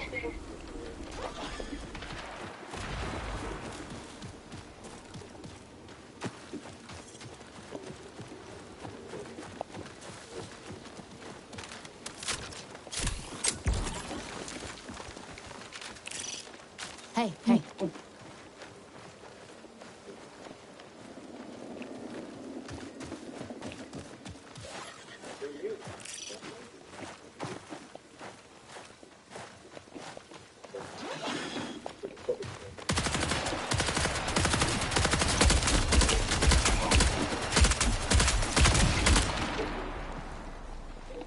Right?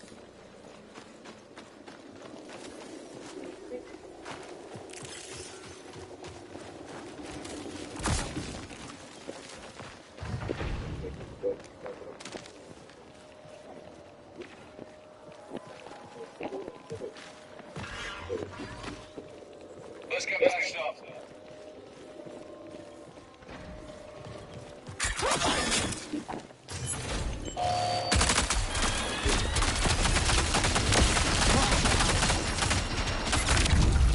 Damn. Some kind of turret over there.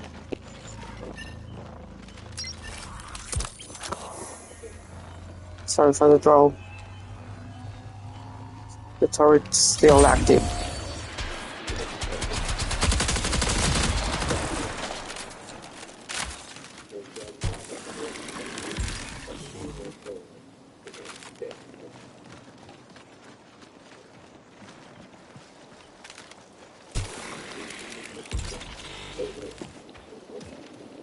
Oh, anyway, I can heal myself right now. I wasn't able before. Didn't know.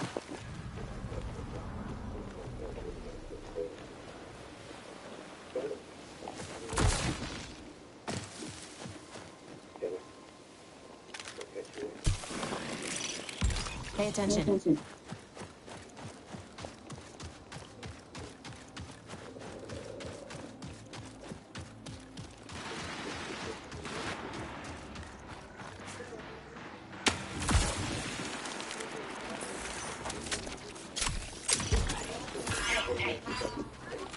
Feeling better.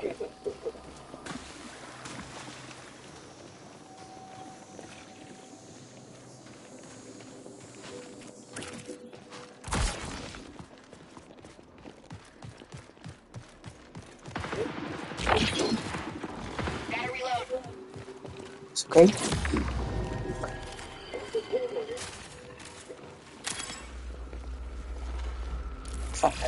20 minutes remain. Oh, okay. Let's see.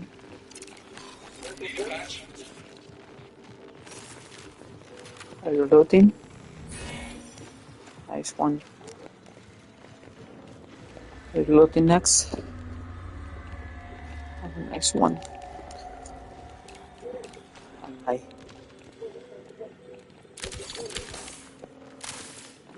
Secondary weapon. Take it all. Let's go. Health. Oh, BD.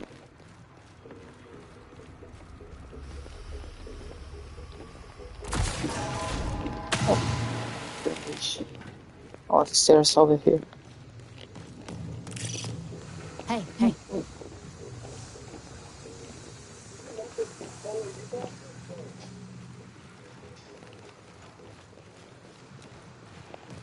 What about this? Shit. Okay, get it.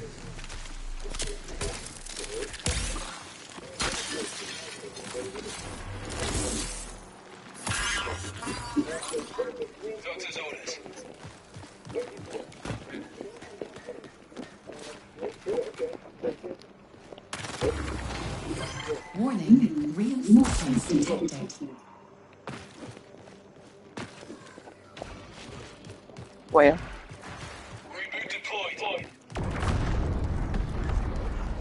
Oh shit.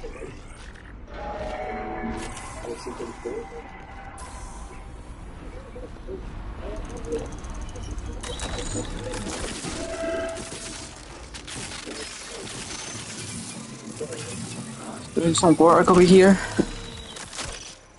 Worth a look.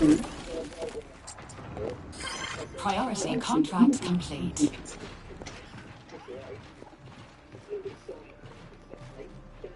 Some of us just disconnected.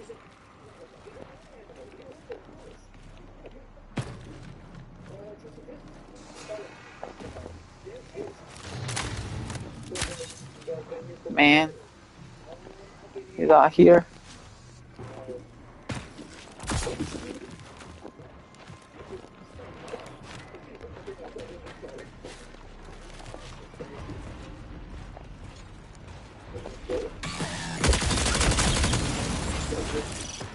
Hey.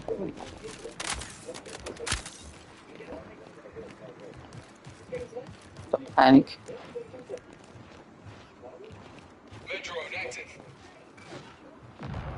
There. Check it out.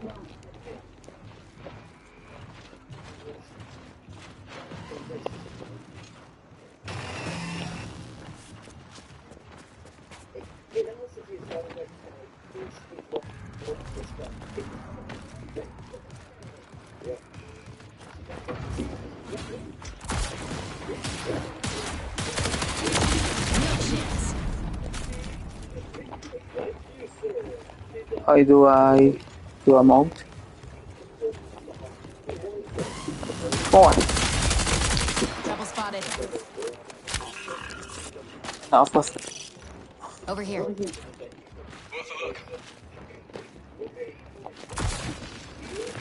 Oh, we have some loot. No problem.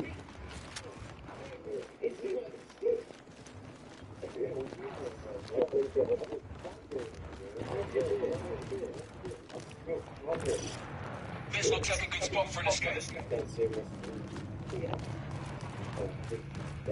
Yes, above us.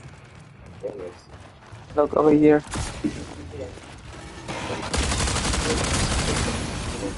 That's some NPC.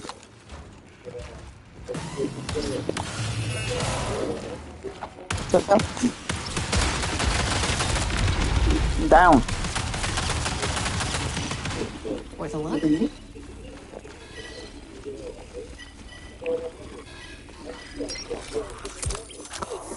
Thank you. It's just right there. Chest and shield.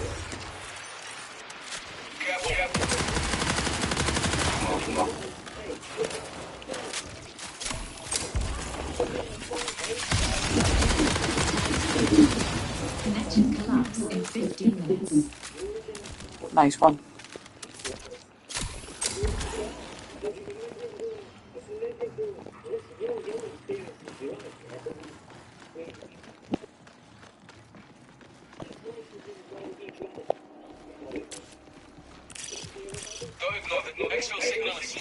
Yes, perfect.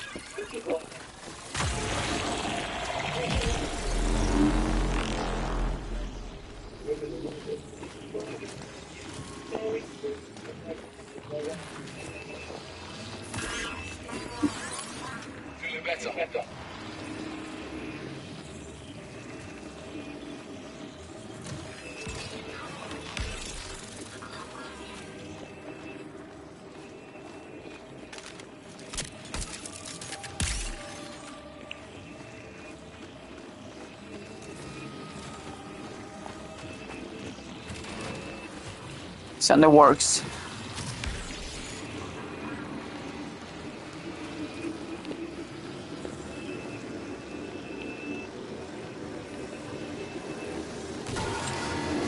Yes.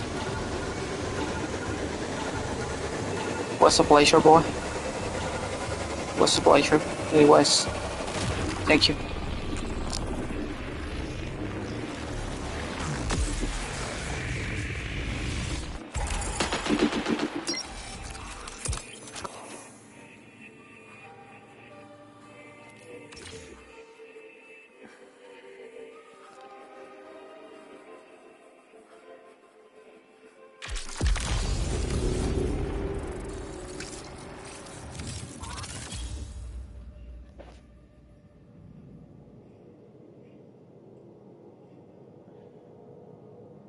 Thank you for the revive. Oh look, the value of your inventory. You are in luck.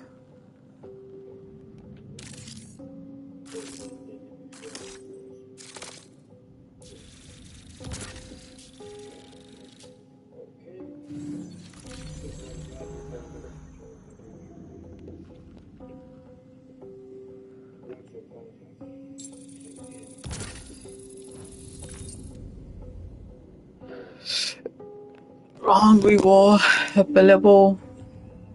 What do I collect?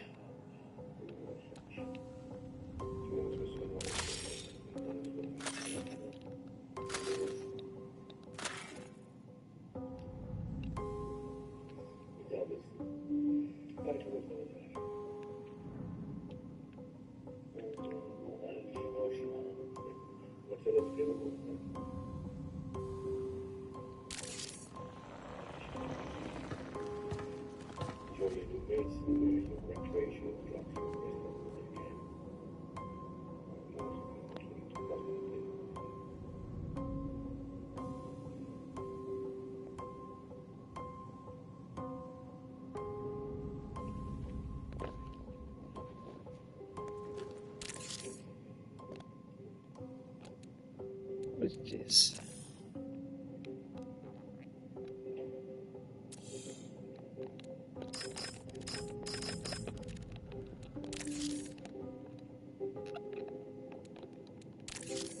I can change my emblem.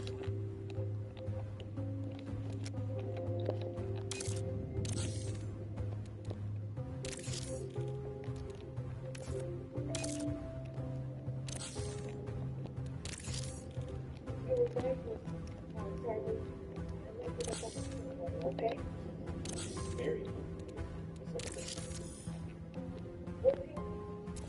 It's okay.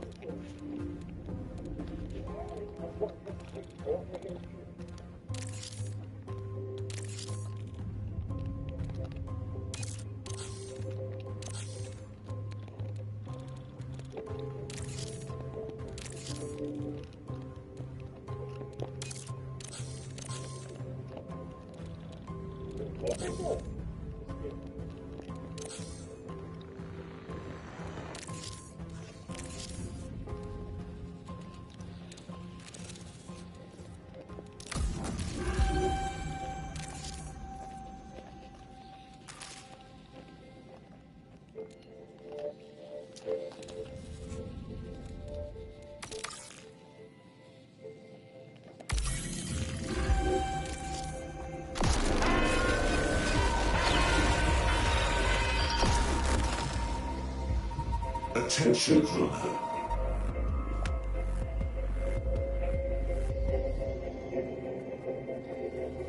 Yes. Tau Ceti 4 is off limits. The planet, its colony, and all connected resources are property of the unified Earth Space Council. Under UESC law, you are trespassing here and have been marked as an enemy of the state. Theft or data harvesting of this protected system will be met with force. Final warning. Surrender or face extermination.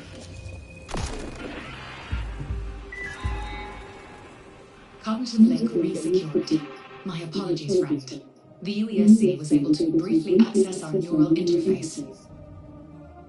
Out in the cold, dark, deep of space, the UESC holds no real jurisdiction. Cyberacme is not beholden to their petty laws. Neither should you be. I've repurposed the communications technology you collected and can connect you with potential employers. Unfortunately, the UESC is interfering with my attempts to establish contact. Please address the source of this disruption.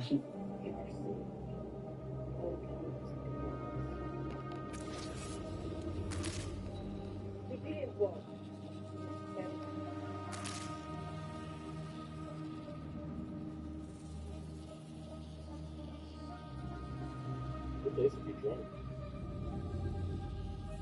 Be sober to the means to get there.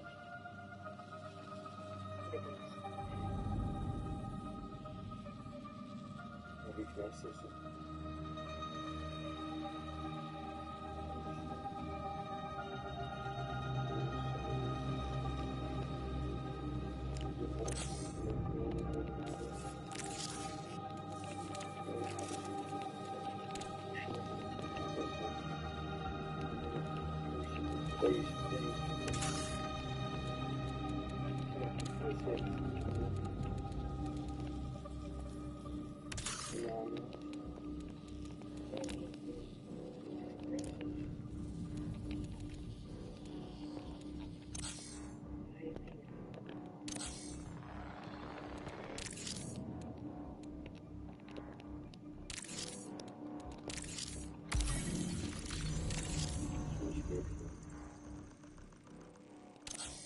Picture in your hand.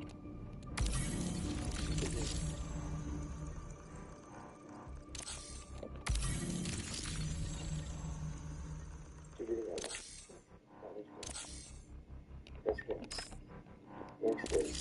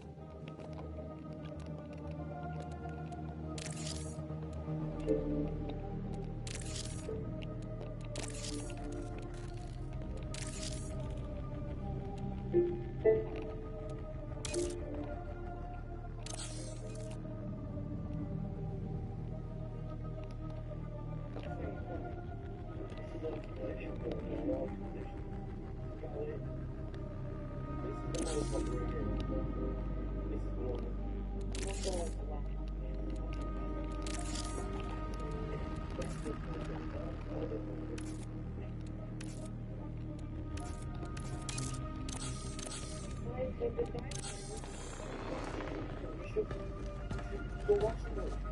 Let's do it again. Let's just do the whole class again. It's a full moon. You get ice, go right around. You can make it. You can take it. You're good. You got friends to take them to? Fuck that. Fuck day. Fuck on. This is important. All this is big to us. plus 2 letters, whole world. Whole world, like an oyster with a picture of a possible two, right? And in the middle is this us, which is a pearl, which is us.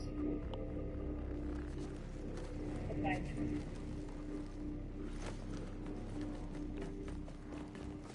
Stay. Okay? Charlie, please. Yeah, I'm sorry, I can't do that. I don't want to do that. I don't want to do that. Sorry.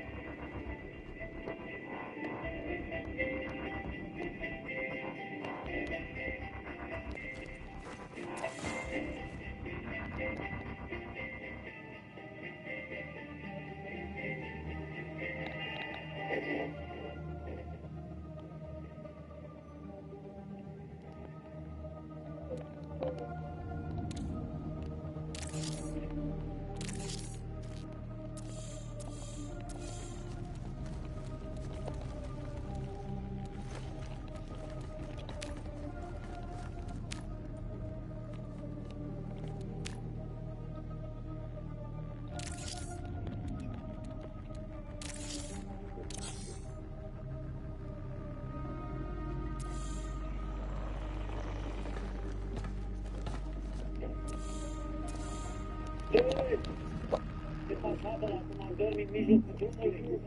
Parte todo tiempo esta categoría. You see, man, very weird.